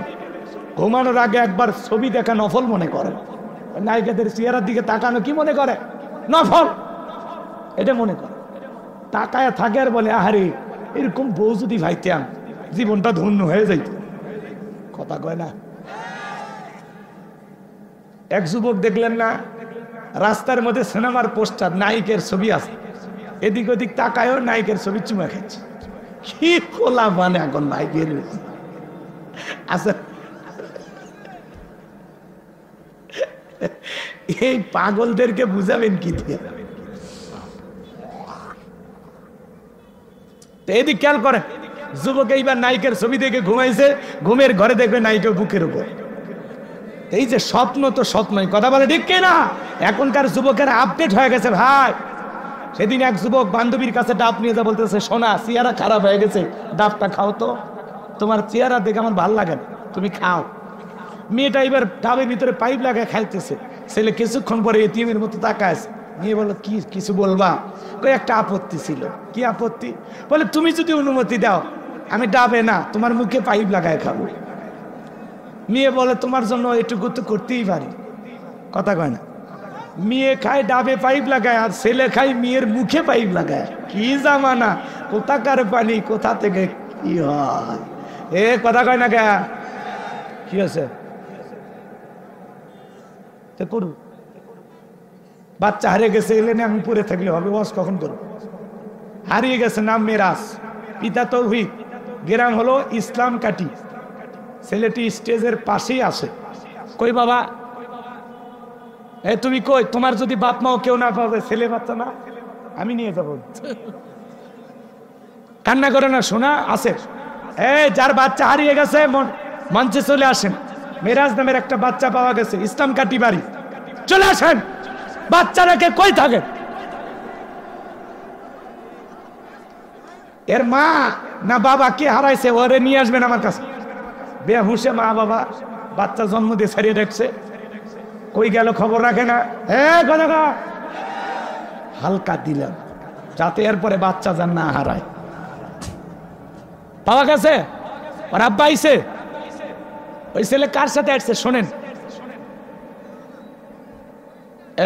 পাওয়া যাবে। এটা মেরাজের মাস চলতেছে না, হ্যাঁ রজব মাস, মেরাজ হাইরিছে, মেরাজ আছে আমাদের কাছে। চলেন আমার ভাইয়েরা, লম্বা করার কোনো সুযোগ নাই। হে যুবকের দল, তোমরা একটু ভালো হয়ে যাও। আজকে যুব সমাজ সবচেয়ে খারাপ হওয়ার পিছনে একমাত্র কারণ হলো যুবকদের হাতে হাতে টাচ মোবাইল। এই মোবাইলের ওজন কম, কিন্তু মোবাইলের মাধ্যমে পাপের ওজনটা কম না বেশি? ঘরে দরজা লাগাইয়া মা বাবার চোখে ফাঁকি দিয়া, কম্বলের ভিতরে ঢুকে, ল্যাপের ভিতরে ঢুকে মোবাইলে অশ্লীল ভিডিও দেখে, উল্টা পাল্টা ফ্রি ফায়ার পাবজি, কথা কয় না কে? আবার আইপিএল বিপিএল সিপিএল বাজি, কথা কয় না কে? আপনাদের ছেলেরা এরকম খারাপ না, মা বাবার যখন দরজায় নক করে, এই এত রাতে তোর ঘরে আলো জ্বলো কেন, তখন বলে বাংলাদেশের স্বাধীনতার যুদ্ধ হয়েছে 1971 সালে, তখন পড়ার ভান করে কথা কর। আবার পিতা মাতা চলে যায়, আবার মোবাইলে উল্টাপাল্টা ভিডিও দেখ। এরকম যুবক আছে না নাই? এ যুবক, একা একা রুমের ভিতরে ভিডিও দেখতে পারো, কিন্তু মনে রাখবা পৃথিবীর সবার চোখকে ফাঁকি দিতে পারবা, আল্লাহর কুদরতি চোখকে ফাঁকি দেওয়া সম্ভব। এই মোবাইলের ওজন কম, কিন্তু মোবাইলের মাধ্যমে পাপের ওজন কম না বেশি? জোরে বলেন, জোরে বলেন। ও দেশে মোবাইল আইছে, চিঠি বন্ধ হইয়াছে, দিওয়ানা বানাইছে, পোলা মাইয়ার মনের কথা ভাসে বাতাসে। আমি কি বলবো যুবক চলবে? তাহলে বলো চলবে, চলবে, চলবেই তো। আমি জানি তোমরা খুশি আছো না? দেশে মোবাইল আইছে, চিঠি বন্ধ হইয়াছে, দিওয়ানা বানাইছে, পোলা মাইয়ের মনের কথা ভাসে বাতাসে। ও দেখো পোলা পানের মন বাদা ফেসবুকে এখন, ও দেখো পোলা পানের মন বাদা ফেসবুকে এখন, মোবাইলে চ্যাটিং কইরা কাটায় সারাক্ষণ। এই মোবাইল পাইয়া দেখো মদনের মাইয়া, এই মোবাইল পাইয়া দেখো মদনের মাইয়া, কি কাণ্ড ঘটাইছে, স্বামী সংসার রাইখা নাকি পলাইয়া গেছে, সে যে স্বামী সংসার রাইখা নাকি পালাইয়া গেছে। 2 বাচ্চার মা, 4 বাচ্চার মা পরকীয়া প্রেম করে স্বামী সন্তান রাইখা আর একটা পুরুষের হাত ধরে পালিয়ে যায়। যেই নারী সন্তান রেখে স্বামী রেখে আর একটা ছেলের হাত ধরে পালিয়ে যেতে পারে, ওটা নারী না, ওটা পাষাণী, ডাইনি, নারী জাতির কলঙ্ক, বিশ্বাসঘাতক নারী। কেমনে পারলি স্বামী সন্তান রাইখা? এই মহিলা কেমনে পারলি বল, কেমনে পারলি? এ কথা কন নাকি আপনারা? এই পরকীয়ার অভিশাপে হাজারো পরিবার জ্বলে পুড়ে শেষ, কত পুরুষের জীবন যারা কয়লা করে দিছে। পাগলিরা কয় হুজুর আমার স্বামী খারাপ। এই তোর স্বামী কি ফিরাউনের চাইতেও খারাপ? কয়টা স্বামীর সংসার করেছিস যে স্বামী খারাপ হয়ে গেল? দোষ গুণ নিয়েই মানুষ। কথা কন, স্বামীকে ভালো করো, ওয়াজ করো, ভালো ব্যবহার করো, সুন্দর ভালোবাসা দাও, এমনি স্বামী পরিবর্তন হয়। স্বামীর জন্য সাজুগুজু করে প্রত্যেক রাতে নতুন নতুন কাপড় পরে অপেক্ষায় থাকবা, দেখি তো অন্যদিকে কেমনে নজর দেয়। পাগলিরা, এরা পুরো দেশে আগুন লেগে দিছে। প্রত্যেকটা অঞ্চলে দেখেন খালি মেয়ে মানুষই। এই কোন ছেলে কোন মহিলার বাড়ি গেছে বিয়ে করার জন্য, তো তোরা আসিস কেন? এই মহিলারা, এই কথা কন, তোরা কেমনে আসিস? এই নারী, তোরা কেমনে আর একটা ছেলের বাড়িতে এসে বলিস অমুককে আমি বিবাহ করব? তোমার বাড়ি কই? কই জামালপুর। তুমি সাতক্ষীরা কেন মা? বলে আপনাদের এলাকার বল্টু। কি করছে? বলে মোবাইলে একাধিকবার আমাদের কথা হয়েছে, ওর সাথে আমার প্রেম, আমরা স্বামী স্ত্রীর মতো হোটেলে। আর কি করছে আমি বলবো না। ওই যে কয়েক জোড়া ছেলেটা ধরা পড়ছে, দেখলা না কি করছে? বিয়ে পড়ায় দিছে। কথা কা, হ্যাঁ এরকমই সিস্টেম চালু করা লাগবে। ধৈরাই বিয়ে। কথা কন, টাইম পাস করবা, বিয়ে করবা না, আগে বিয়ে কর। কথা কন, রাগ করেন না, আমার কথায় বিরক্ত হয় না। আমি একটু খাস বাংলা কথা বলি, এটা ওয়াজ না, এটা ওয়াশ। কথা কন, সব হুজুর যদি সব ওয়াজ করে, এলে ওয়াজ কে করবি? রাগ করতেছেন নাকি আপনারা?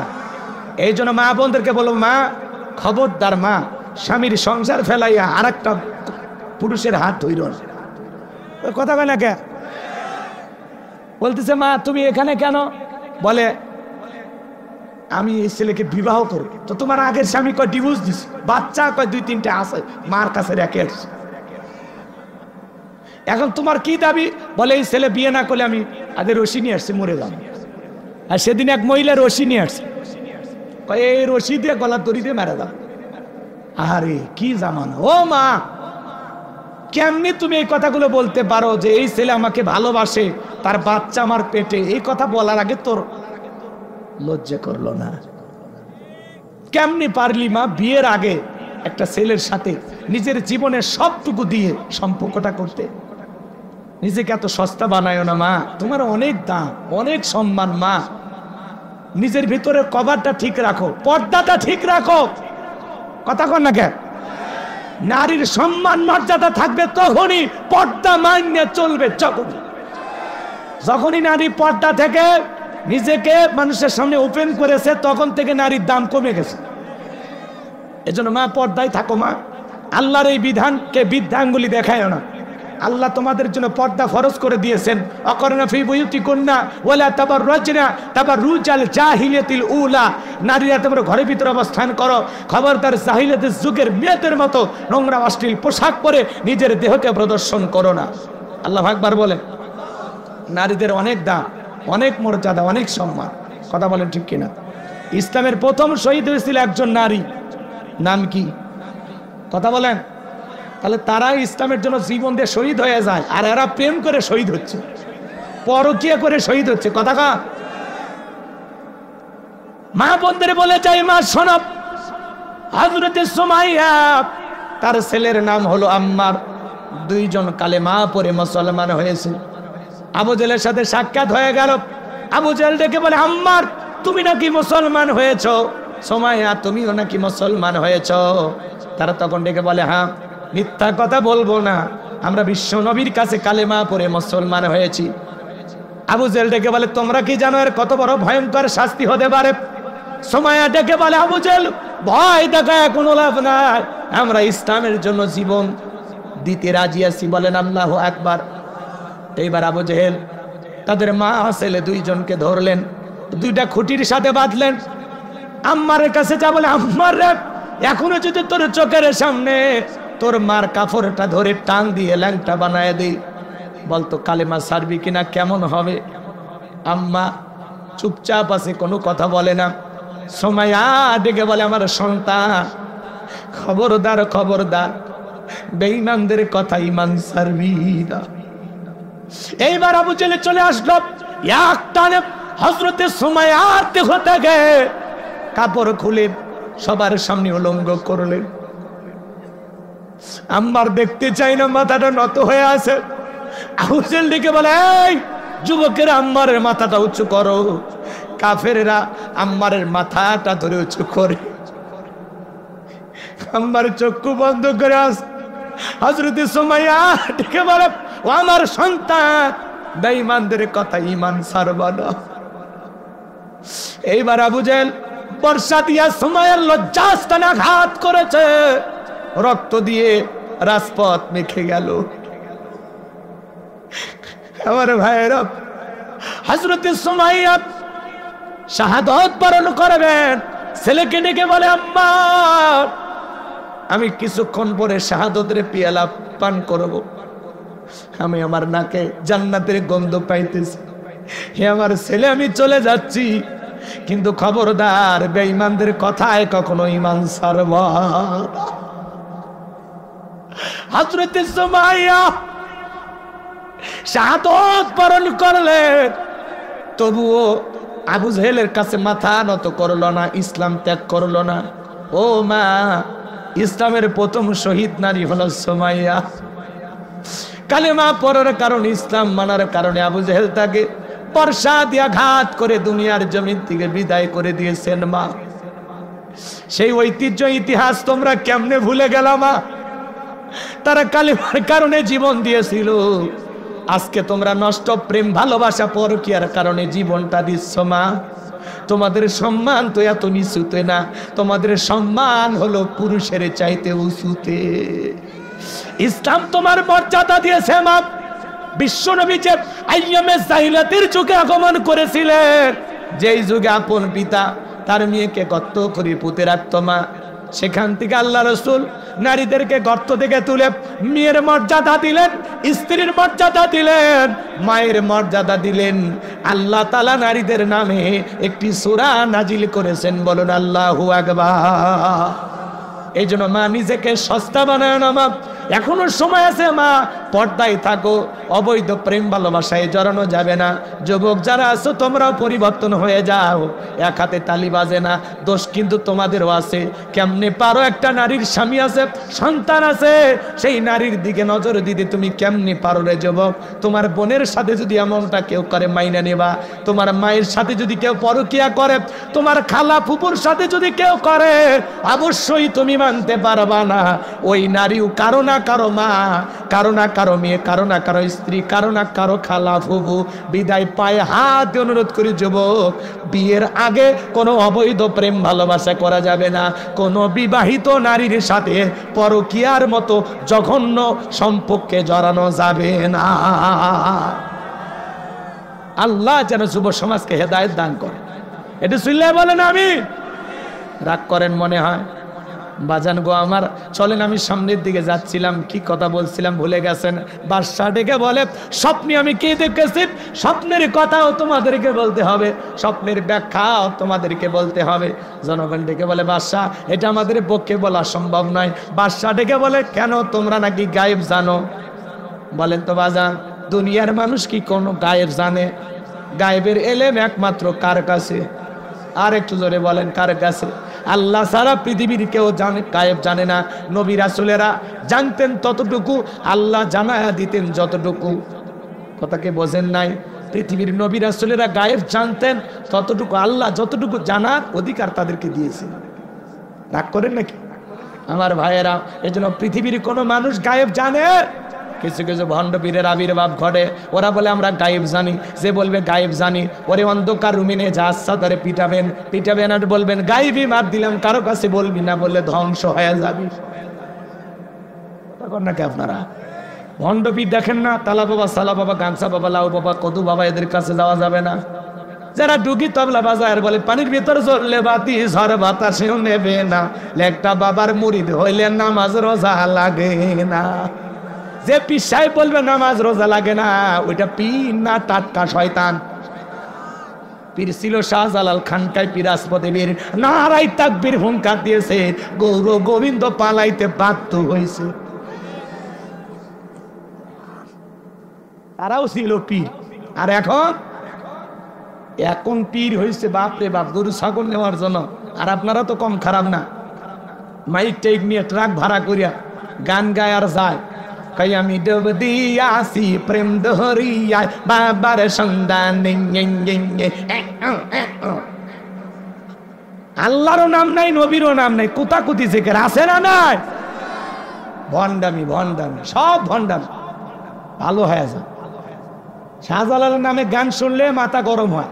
গান ছিল না, ছুটে আয় শাহজালালের নিরিবিক সৈনিকেরা, খতম কর গোবিন্দেরই চেলা চামুন্ডা গোলা। ছুটে আয় শাহজালালের নিরিবিক সৈনিকেরা, খতম কর গোবিন্দেরই চেলা চামুন্ডা গোলা। ওলিদের পাকভূমিতে, ওলিদের পাকভূমিতে বিপ্লবেরই মশাল জ্বালা।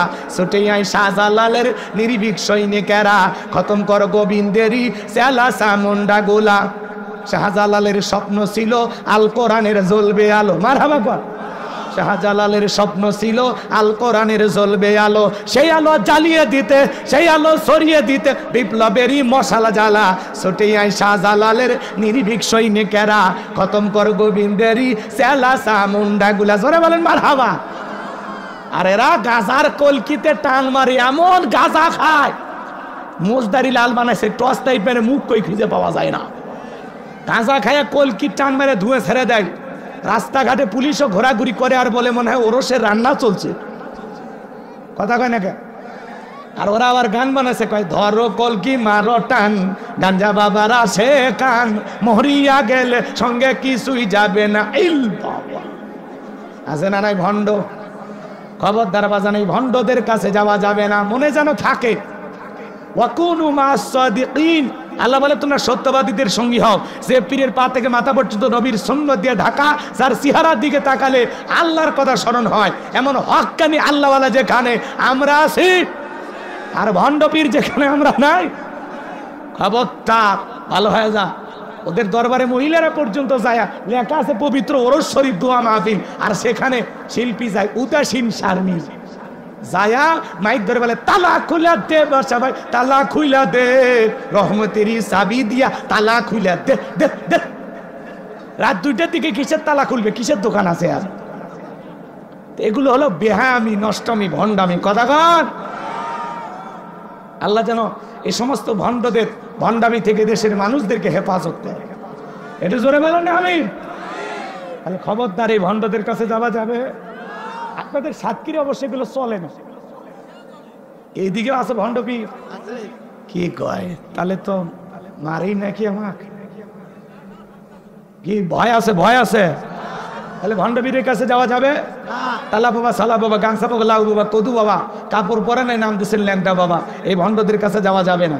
মনে যেন থাকে ইসলামে কোনো ভণ্ডপীর জায়গা, ইসলামের ভিতরে কোনো ভণ্ডামির জায়গা মনে থাকবে। দিকে বলে বাদশাহ, আমাদের পক্ষে স্বপ্নের ব্যাখ্যা, স্বপ্নের কথা দুইটাই বলা সম্ভব নয়। আপনি স্বপ্নের কথা বলবেন, আমরা স্বপ্নের ব্যাখ্যা বলে দেব, কিন্তু আপনি স্বপ্নে কি দেখেছেন এইটা বলার ক্ষমতা আমাদের নাই। বাদশাহ দেখে বলে 7 দিনের আলটিমেটাম দিলাম, 7 দিনের মধ্যে স্বপ্নে আমি কি দেখেছি স্বপ্নের কথাও বলতে হবে, স্বপ্নের ব্যাখ্যাও বলতে হবে। যাও, 7 দিন পরে যদি না বলতে পারো সবাইকে শুলিতে চড়াবো, ফাঁসি দিয়ে মারবো। এই কথা বলে জালেম বাদশাহ তাদেরকে ছেড়ে দিল। জেলার জেলখানায় দিয়ে ঘুরতেছে। আল্লাহর নবী দানিয়েল দেখে বলে জেলার এদিকে আসো। দেখে মনে হয় টেনশনে আসো। বলে হ্যাঁ টেনশনে আছে। কিসের টেনশন? বলে আমার বাদশা একটা স্বপ্ন দেখেছে, স্বপ্নের কথা বলতে যাবে, স্বপ্নের কথা ভুলে গেছে, আর জনগণকে 7 দিনের সময় বেঁধে দিয়েছে। আল্লাহর নবী দানিয়েল দেখে বলে জেলার, তোমার বাদশার কানে খবর পৌঁছায়া দাও, তোমার বাদশা স্বপ্নে কি দেখেছে, এই স্বপ্নের ব্যাখ্যাও জানি, স্বপ্নের কথা দুইটাই আমার জানা আছে। চিৎকারে মেরে বলেন মারহাবা। এবার জেলার এক দৌড়ে চলে গেছে বাদশার কাছে। যা বলে বাদশা, জেলখানে একটা কয়েদি আছে, সে আপনার স্বপ্নের কথা জানে, স্বপ্নের ব্যাখ্যাও জানে, আপনার টেনশনে ঔষধ আমি নিয়ে আসছি। বাদশাহ বক্তে নাসর দেখে বলে বাজান কই, বাজানকে আমার কাছে নিয়ে আসো। ঠেলার না বাবাজি। এইবার জেলার যা বলে, ও নবী দানিয়েল, বাদশাহ তোমার ডেকেছে। বলে না, আমি যাইতে রাজি নাই, আমার একটা শর্ত পূরণ করতে হবে, তারপরে আমি যাব। কি শর্ত? বলে আমার 70,000 উম্মতকে আগে জেলখানা থেকে বের করে দেওয়া লাগবে, সবার শেষে আমি জেলখানা থেকে বের হব। বলেন আল্লাহু আকবার। নেতৃত্ব যদি শেখা লাগে, নেতাগিরি যদি শেখা লাগে, নবীদের কাছ থেকে শিখতে হবে। বলেন আল্লাহু আকবার। আপনি যাত্রার পিছনে স্লোগান দেন, নেতার মোহাম্মত ভালোবাসা, সাতক্ষীরা শহরে মিছিল করতে গেলেন, নেতা পাশে এক খান ট্যাবলেট খান, ট্যাবলেট খান, ট্যাবলেট খান, যেখানে আমরা আছি সেখানে ট্যাবলেট খান। কবরে তোমরা কেন পড়ে? নেতার মিছিল করতে যায় 105 জনকে ধরে পুলিশ থানায় নিয়ে গেল, নেতা সহ। নেতার তো মামু খালুর অভাব নাই, সকালে জেলখানা ঢোকে, বিকেলে বের হয়। কিন্তু আপনি গরিব মানুষ, রিক্সা চালান, ভ্যাল চালান, মাঠে কাজ করেন, একদিন কাজ না করলে আপনার সংসারে আগুন জ্বলে না, চুলে আগুন জ্বলে না, আপনার পরিবারের মুখে খাবার ওঠে না। নেতা যদি ভালো হইতো ডেকে বলতে, শোনো এই গরিব কর্মীরা আমাকে মহাব্বত করে ভালোবেসে আমার মিছিল করতে আসছে, আমার একটা কর্মী জেলখানায় থাকা অবস্থায় আমি নেতা জেলখানা থেকে বের হব না। এরা হলো সত্যিকার নেতা। আর যে নেতা আপনাকে বিপদে ফেলে তামাশা দেখে, নিজেরটা ভালো বোঝে, ওই নেতার পিছনে স্লোগান দিয়ে লাভ নাই। যে নেতা আপনার দুঃখে কাঁদবে, আপনার সুখে হাসবে, আপনার বিপদে পাশে দাঁড়াবে, 6 মাস আপনার জেল হয়ে গেলে আপনার পরিবারের মুখে খাবার তুলে দিবে, সন্তানদের স্কুলের খরচ দেবে, আপনার পরিবারের লোকের বাজার এনে দেবে। ভালো হ্যাঁ যা যাত্রার পিছনে লাভ দিন না, লাভ দিয়ে পরিবারের লোকজনকে বিপদে ফেলা দরকার নেই। যেই নেতা আপনার জন্য জীবন দিতে রাজি, আপনিও জীবন দিতে রাজি। কিন্তু যে নেতা আপনাকে বিপদে ফেলে তামাশা দেখে, ওই নেতার দরকার নেই। আপনি বছরের পর বছর জেলখানায় থাকেন, মিথ্যা মামলা দিয়ে ফাঁসায়, কোনোদিন আপনার পরিবারে 2-4 টাকাও দেয় না। এইরকম দল, এইরকম নেতার দরকার নাই। কি যেই দল, যেই নেতা আপনার বিপদে পাশে দাঁড়াবে, আপনার কোনো অঘটন ঘটে গেলেও আপনার পরিবারকে দেখভাল করে রাখবে, এমন সমাজ আমাদের দরকার আছে না নাই? এমন দলে এমন নেতা দরকার আছে না নাই? হ্যাঁ, যাত্রার দেখেন না, সব নেতা দেশের বাইরে চলে গেছে, আর জনগণকে বিপদে ফেলে যায়নি। যারা ওই দল করতে অনেকে কষ্টে আছে, অনেক কথা হজম করা লাগে, মেনে নেওয়া লাগে, কিন্তু আমরা তাদেরকে কষ্ট দেব না। এ কথা কেন? যারা অপরাধীদের বিচার হবে, এমপি মন্ত্রী ফেলে যায়নি, 5-10 কোটি টাকা দামের গাড়িগুলো গ্যারেজে পড়ে আছে, এমপি মন্ত্রী নাই, হাজার হাজার বিঘা জমি জোর করে দখল করছে, গাড়ি বাড়ি পড়ে আছে, জায়গা জমি পড়ে আছে, নেতা না। মন্ত্রীরা সব কোথায় গেল, এমপিরা সব কোথায় গেল, কোথায় কাদের কাকা, ওদের সারা দেশটা এখন লাগে ভাগা ভাগা। পালাবো না পালাবো না পালাবো না, যাই না তাদের দেখা, ওদের সারা দেশটা এখন লাগে ফাঁকা ফাঁকা। আইন মন্ত্রী আটকে গেল আইনেরই ফাঁকে, দাড়ি সারা দরবেশটারে ভণ্ড ভণ্ড লাগে। শুনেছি ভাই কত নেতা নেত্রী খাইতেছে ভাই ডান্ডা, বিচারপতি কালামানিকের ফাটিয়েছে নাকি আন্ডা। এটা আমার খবর না, মিডিয়ার খবর। এই বিচারপতি শামসুদ্দিন মানিক আল্লামা সাইদি হুজুরকে মৃত্যুদণ্ডের রায় দিয়েছিল। আমরা বলতে চাই এই বিচারক নামের কুখ্যাত কালামানিককে ওই ট্রাইব্যুনালে মৃত্যুদণ্ডের রায় দিতে হবে। এই বিচারপতি মানিক টকশোতে আমার বোনকে অপমান করে রাজাকারের বাচ্চা বলেছিল, ছাত্র আন্দোলনের সমস্ত ছাত্র নেতাদেরকে রাজাকারের বাচ্চা বলে গালি দিয়েছিল। এ কথা বলেন নাকি আপনারা?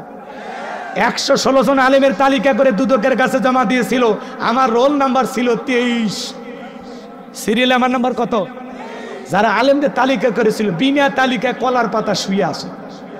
পুলিশ যা বলতেছে, ভাই ছাগল কলার পাতা খায় নাকি অন্য কিছু খায়, বাঁচতে চাইলে জেলখানায় চলে। কথা কয় না, কথা কয় না? পলকেরও ঝলক গেল, পলকেরও ঝলক গেল, থামিয়ে নেটের চাকা, ওদের সারা দেশটা এখন লাগে ফাঁকা ফাঁকা। কোথায় গেল সংসদেতে মমতাজের গান, কোথায় গেল হযরত বলা স্বামী ওসমান। 70 রাকাত তাহাজ্জুদ পড়তো, বিরাট বড় আল্লাহর ওলি দাবি করতো, 41 সাল পর্যন্ত টিকে থাকার স্বপ্ন দেখেছিল, কিন্তু 24 সালের 5 আগস্টে ভাগ্যে কি আছে আল্লাহর ওলিরা জানতো না। মাইক পেলে বলতে খেলা হবে, খেলা হবে। আজকে পুরো বাংলাদেশের মাঠ পড়ে আছে, কিন্তু ওই খেলোয়াড় নাই। এরা তো খেলোয়াড় ছিল না, ছিল পাক্কা দুর্নীতিবাজ। এরা আমেরিকা, কানাডা, লন্ডনে বাড়ি করেছে, সুইস ব্যাংকের অ্যাকাউন্টে টাকা জমাইছে। কথা কর না কে? দেশটাকে লুটে পুটে খায়া শেষ করছে ভাই। এ দেশে কিচ্ছু না, খালি মাটি ধুয়ে গেছে। কি কথা কর না কে? 93 বিলিয়ন ডলার ঋণের বোঝা এখন বাংলাদেশের মানুষের ঘাড়ের উপর। 48 বিলিয়ন ডলার ছিল বাংলাদেশের রিজার্ভে, সব খাসে, সব কিচ্ছু তৈরি। যেই পরিমাণে দুর্নীতি হয়েছে, 1000 পদ্মা সেতু বানালেও টাকা শেষ হয়নি, এত দুর্নীতি হয়েছে এই দেশে। আপনি কি মনে করেন তাহাজ্জুদ পড়ে? ওরা তাহাজ্জুদ পড়ে মিথ্যা কথা বলে। একজন উপদেষ্টা সত্য কথা বলছে, ওনাকে আমি ধন্যবাদ দেই। উনি বলেন ওনারা তাহাজ্জুদ পড়ে সকালবেলা কোরআন পড়ে মিথ্যা কথা বলতো। কথা বলেন সত্যি, ওদের এত মিথ্যা কথা মানুষ বলে, ওনাদেরকে না দেখলে বিশ্বাস হইতো না। কি কথা কয় না? কি মায়া লাগে নাকি কারো? 16 বছরের মায়া এখনো কাটেনি। যে মা সন্তানকে ফেলাইয়া চলে যায়, ওই মায়ের মায়া থেকে লাভ নাই। যে মা সন্তানকে বিপদে আগলায় রাখে বুকের ভিতরে, ওইটা হলো মা।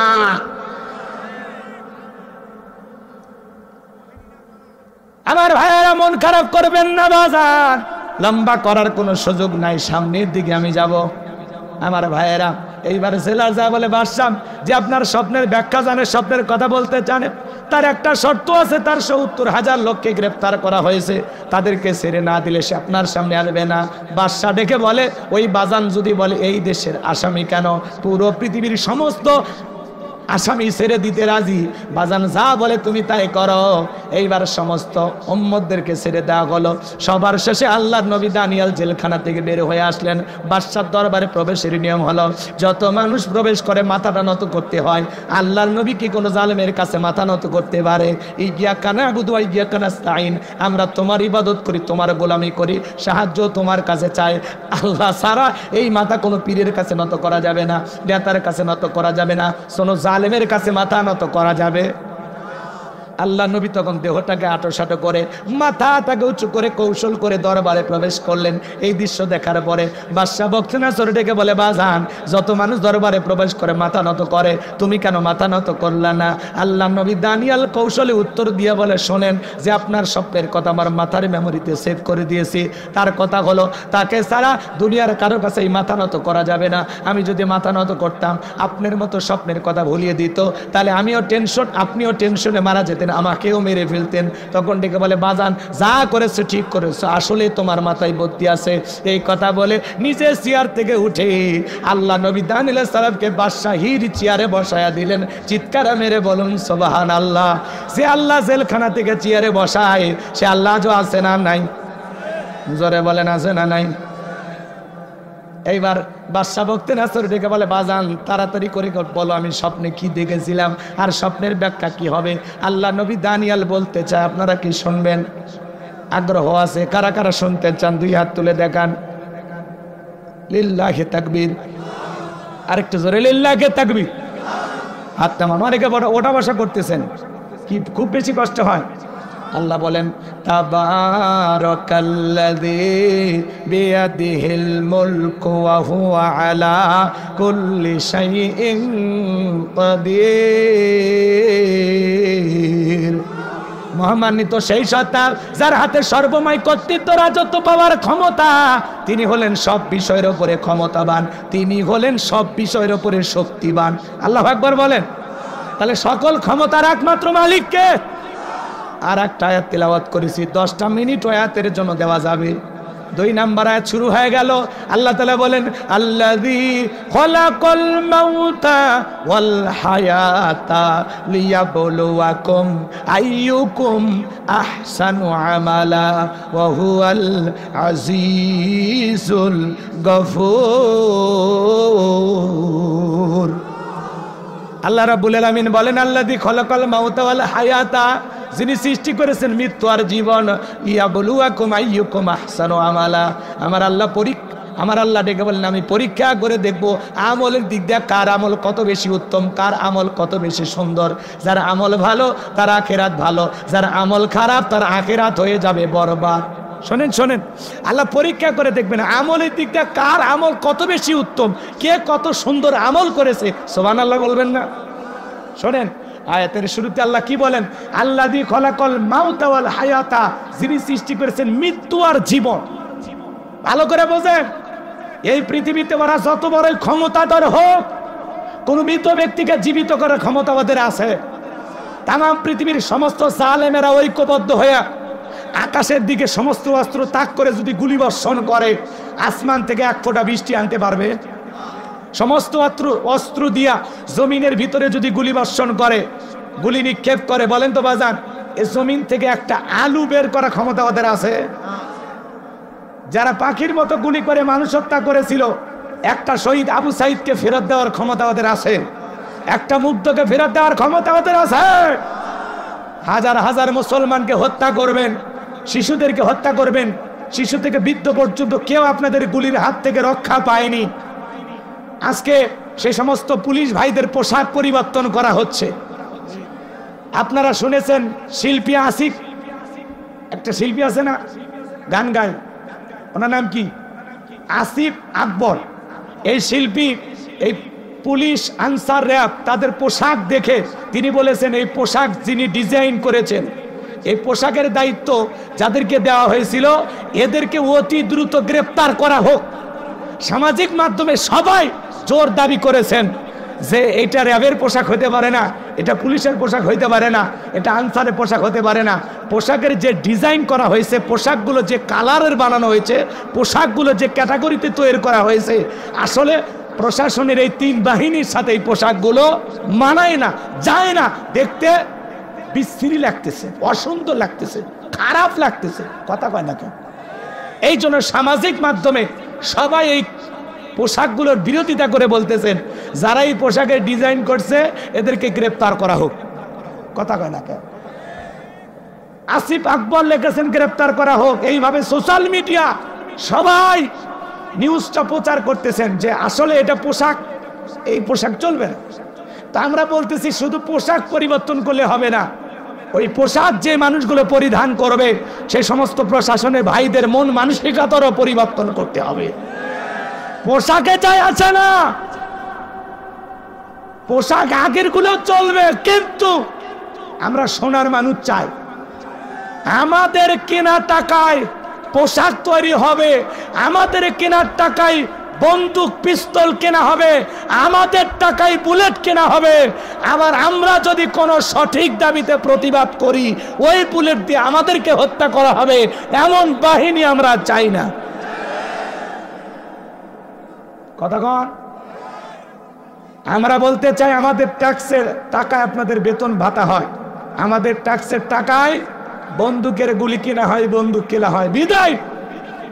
আর যেন কোন সরকার আপনাদেরকে ব্যবহার করে ওই বন্দুকের নল জনগণের বুকে আর তাক করে গুলি করা যাবে না, যাবে না, যাবে না। আমরা বলতে চাই 2024 সালের বৈষম্য বিরোধী ছাত্র আন্দোলনের মাধ্যমে যে নতুন গণবিপ্লব হয়েছে, এই গণবিপ্লবের অঙ্গীকার পুলিশ হবে জনতা, পুলিশ হবে জনগণের বন্ধু। কথা বল ঠিক কিনা? যারা অপরাধ করেছে প্রশাসনে থেকে, সেই সময়ের পুলিশ প্রধান এবং হাউন আঙ্কেল সহ ওই যে কি যেন কুমার বিপ্লব নাকি বিপ্লব কুমার, এরা সহ সে সময়ের যারা প্রকাশ্যে জনগণকে গুলি করার অর্ডার দিয়েছিলেন, যারা মূল কলকাঠি নেড়েছিলেন, এ সমস্ত অপরাধীকে যেন গ্রেপ্তার করা হয়। কথা বলে ঠিক কিনা? এছাড়াও যারা হেলমেট বাহিনী হয়ে বিভিন্ন জায়গায় গুলি করেছেন, এই ফুটেজ দেখে দেখে তাদেরকে যেন অতি দ্রুত গ্রেপ্তার করা হয়।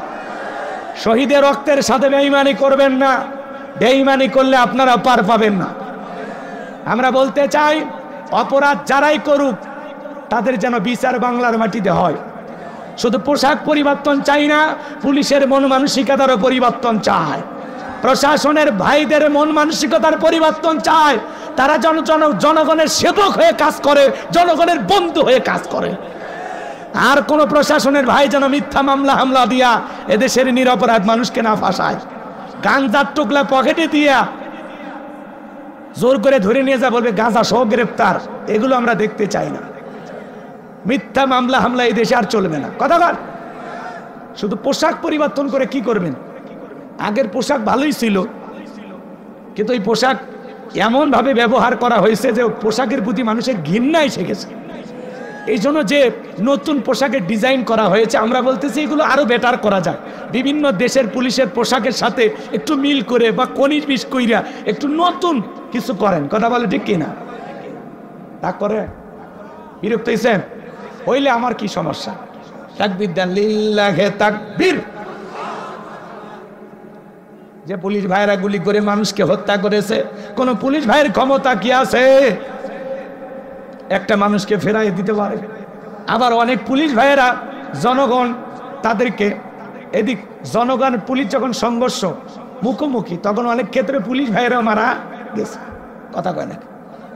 এই পুলিশেরা কিন্তু মেয়ে মানুষের গায়েও হাত দিছিল ওই সময়। কি কায়দায় যে পিটাইছে, ভিডিওগুলো দেখে গা শিরে ওঠে, কষ্ট লাগে, বুকটা ফেটে যায় যে মানুষ এত নিঠুর হয় কেমনি, শুধু চাকরি বাঁচানোর জন্য।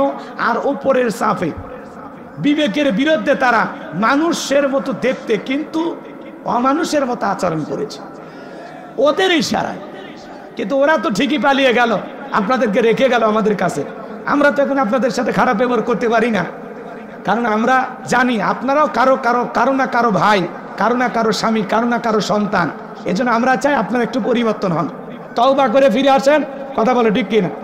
অনেক পুলিশের ভাইয়েরা ফেসবুকে লাইভ এসে তারা কান্নাকাটি করে বলেছেন যে আমাদের কোনো দোষ নেই, স্যার বলেছে যা গুলি করবি, না হলে তোর চাকরি থাকবে না।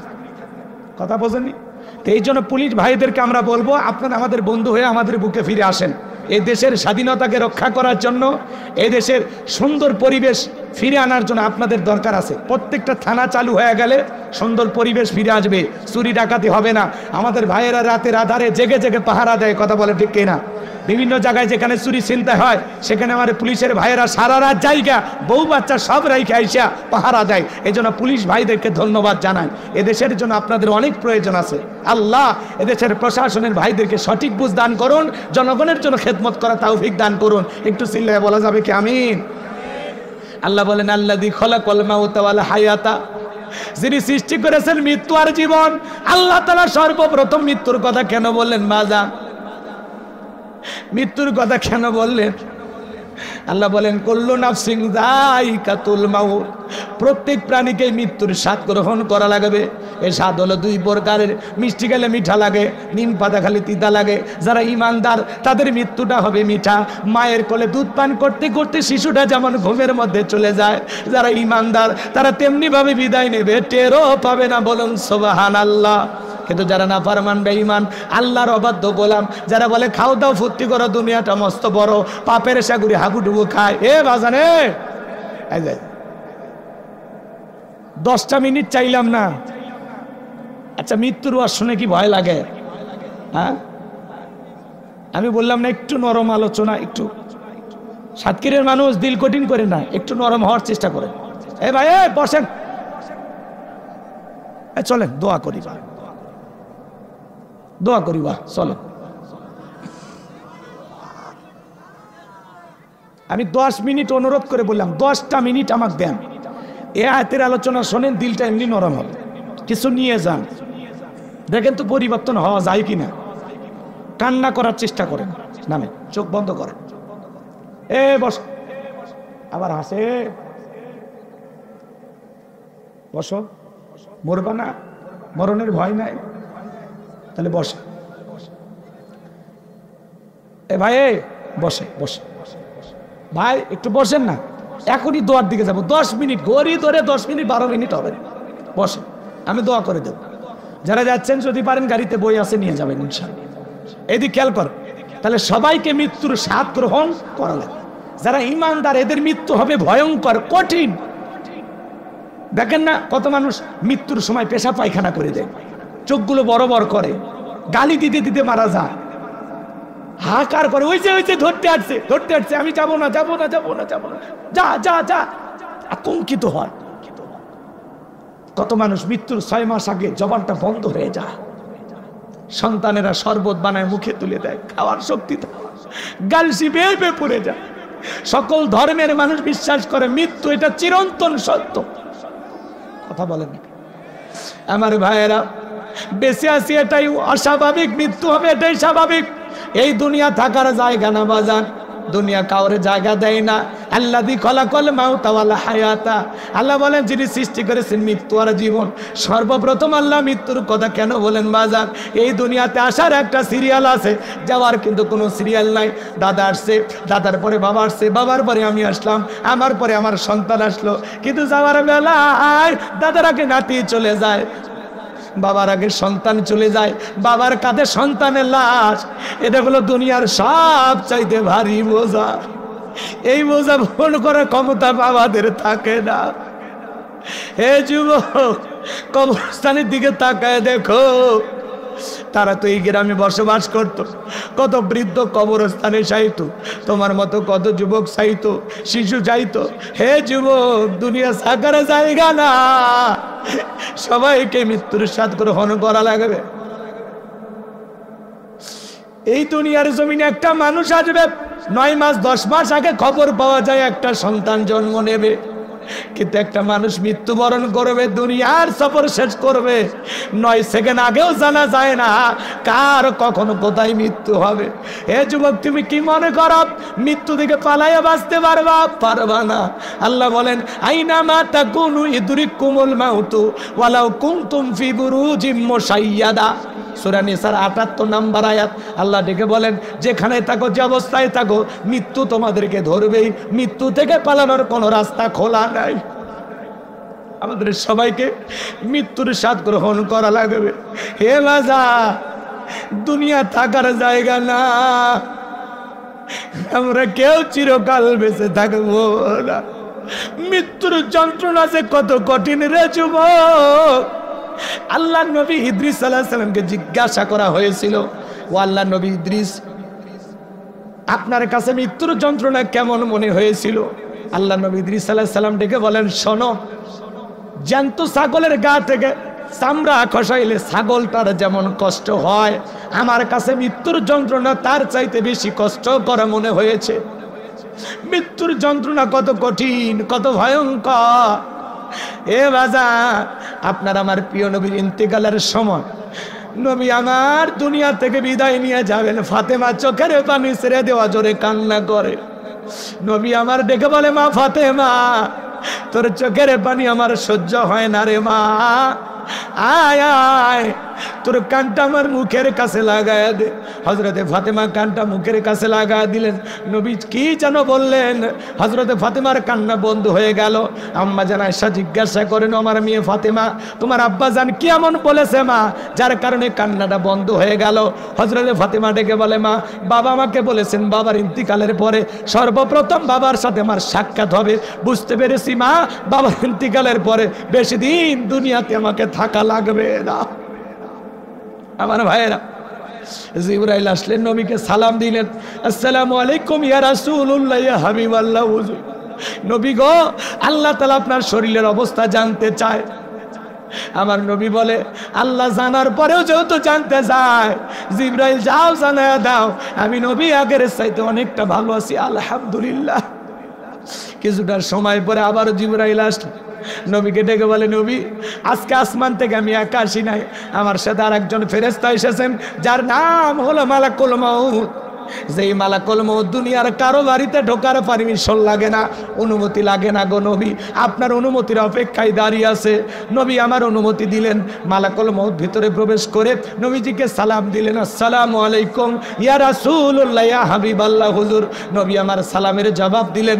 মালাকুল মউত ডেকে বলে, নবী, আপনি যদি অনুমতি দেন আপনার রূহটা আমি বের করব, আর আপনি যদি অনুমতি না দেন, আমার আল্লাহ বলেছেন, হে মালাকুল মউত, আমার বন্ধু যদি অনুমতি না দেয় এক সেকেন্ড দেরি করবি না, আমার বন্ধুর যতদিন মনে চায় ততদিন দুনিয়ার জমিনে থাকবে। বলুন সুবহানাল্লাহ। আমার নবী বলে, মালাকুল মউত, এরপরে কি আর কোনোদিন আসবি না? মালাকুল মউত ডেকে বলে, নবী, যেহেতু জীবন আছে, আপনার মৃত্যুর স্বাদ তো অবশ্যই আপনাকে একদিন গ্রহণ করতেই হবে। জিবরাইল বলে, নবী, আল্লাহ তাআলা আপনার দিদারের ইন্তজাম করতেছেন। নবী আমার ডেকে বলে, মালাকুল মউত, যেহেতু আর একবার তোমাকে আসতেই হবে, তাহলে ঠিক আছে, যাও, আর তোমাকে দ্বিতীয়বার কষ্ট করা লাগবে না, আমি তোমাকে অনুমতি দিলাম, তুমি আমার রূহটা বের করতে পারো। এইবারে মালাকুল মউত বিশ্ব নবীর রূহটা বের করার জন্য যখন বুকের ওপরে হাত রেখে দিয়েছে, নবী আমার দুই চোখের পানি ছেড়ে দিয়ে কাঁদে আর বলে, মালাকুল মউত রে আজরাইল, তাড়াতাড়ি বুকের উপর থেকে হাতটা নামায় নাও। হে মালাকুল মউত, আমি তো আর সইতে পারি না, তাড়াতাড়ি আমার বুকের উপর থেকে হাতটা নামায় নাও। নবী আমার দু চোখ বেয়ে বেয়ে অশ্রুগুলো ঝরে যায়। মালাকুল মউত যখন হাতটা নামায় নিলেন, আমার নবী বলে, মালাকুল মউত, এই যদি হয় মৃত্যুর যন্ত্রণা আমার উম্মতেরা সহ্য করতে পারবে না। কেমন দয়ার নবী পাইছি, মৃত্যুর আগে উম্মতের কথা বলে না। সুবহানাল্লাহ।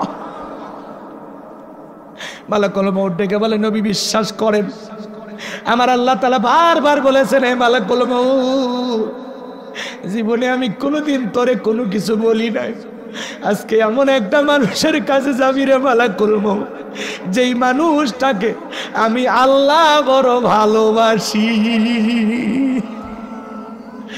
মালাকুল মউত আমার বন্ধুরে কষ্ট দিবি না। বিশ্বাস করেন গো নবী, দুনিয়ার সব চাইতে কম কষ্ট দিয়া আপনার রূহটা আমি বের করার চেষ্টা করতেছি।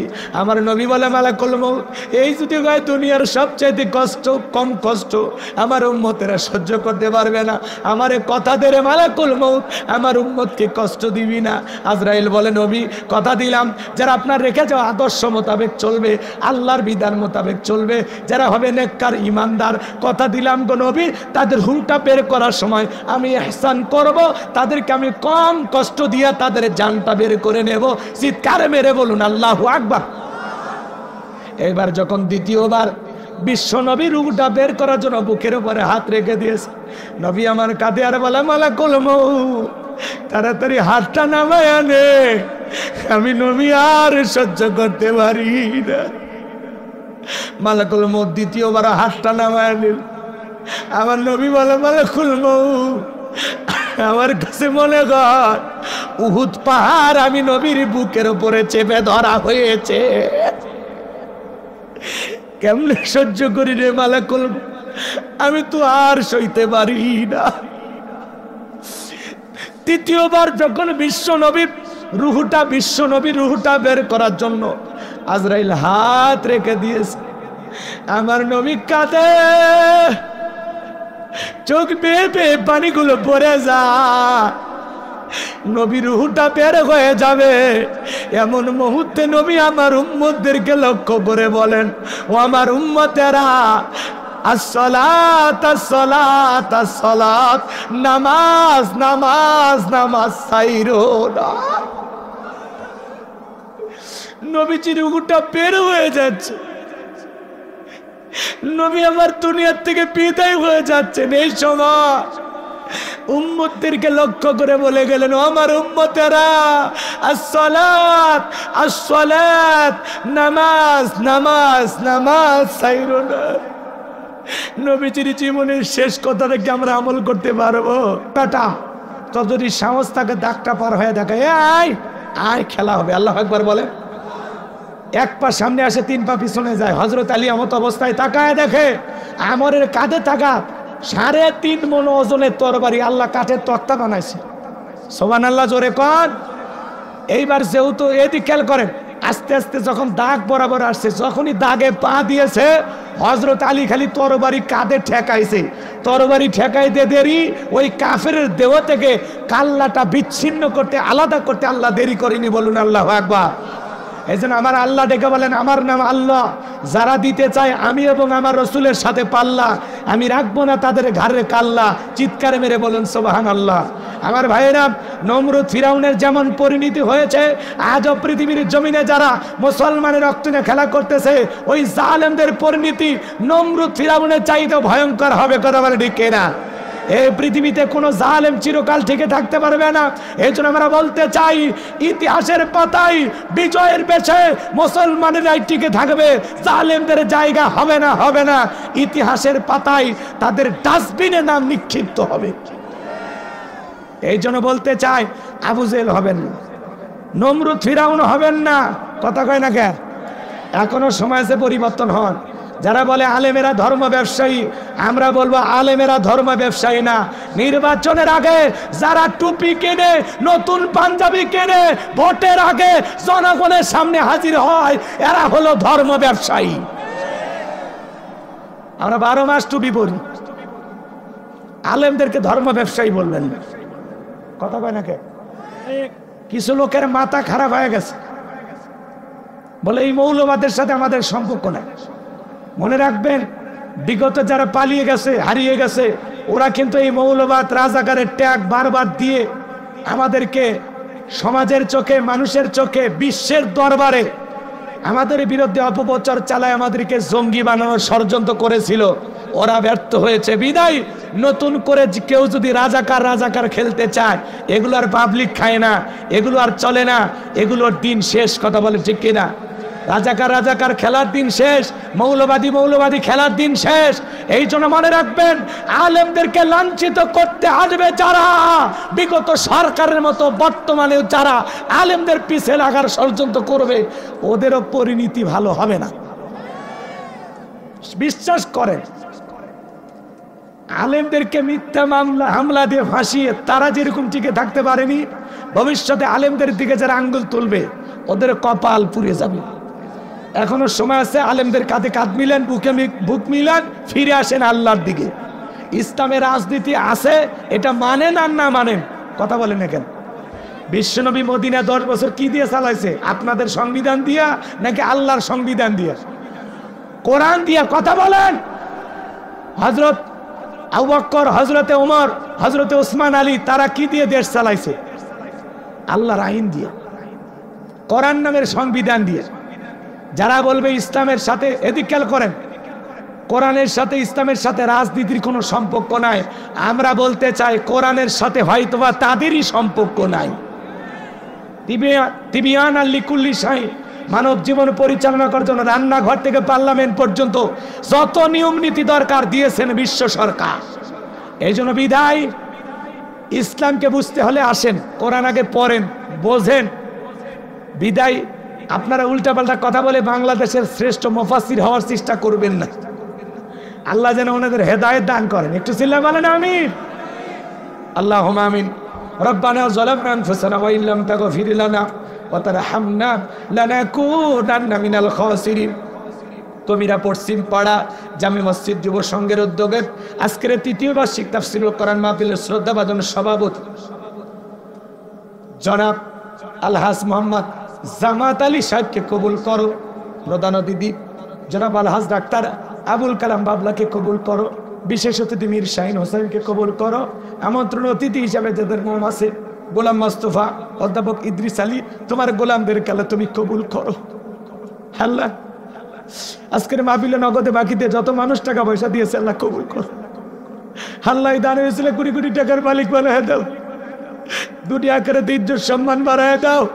আল্লাহ মসজিদকে ভালোবেসে যত মানুষ দান করেছে আমার মা বোনেরা, যুবকেরা, তরুণেরা, আল্লাহ সকলের দানগুলো কবুল করে নেন। আল্লাহ তাআলা দানের উসিলা করে কঠিন কিয়ামতের ময়দানে তোমার আরশের নিচে ছায়া দান করিও।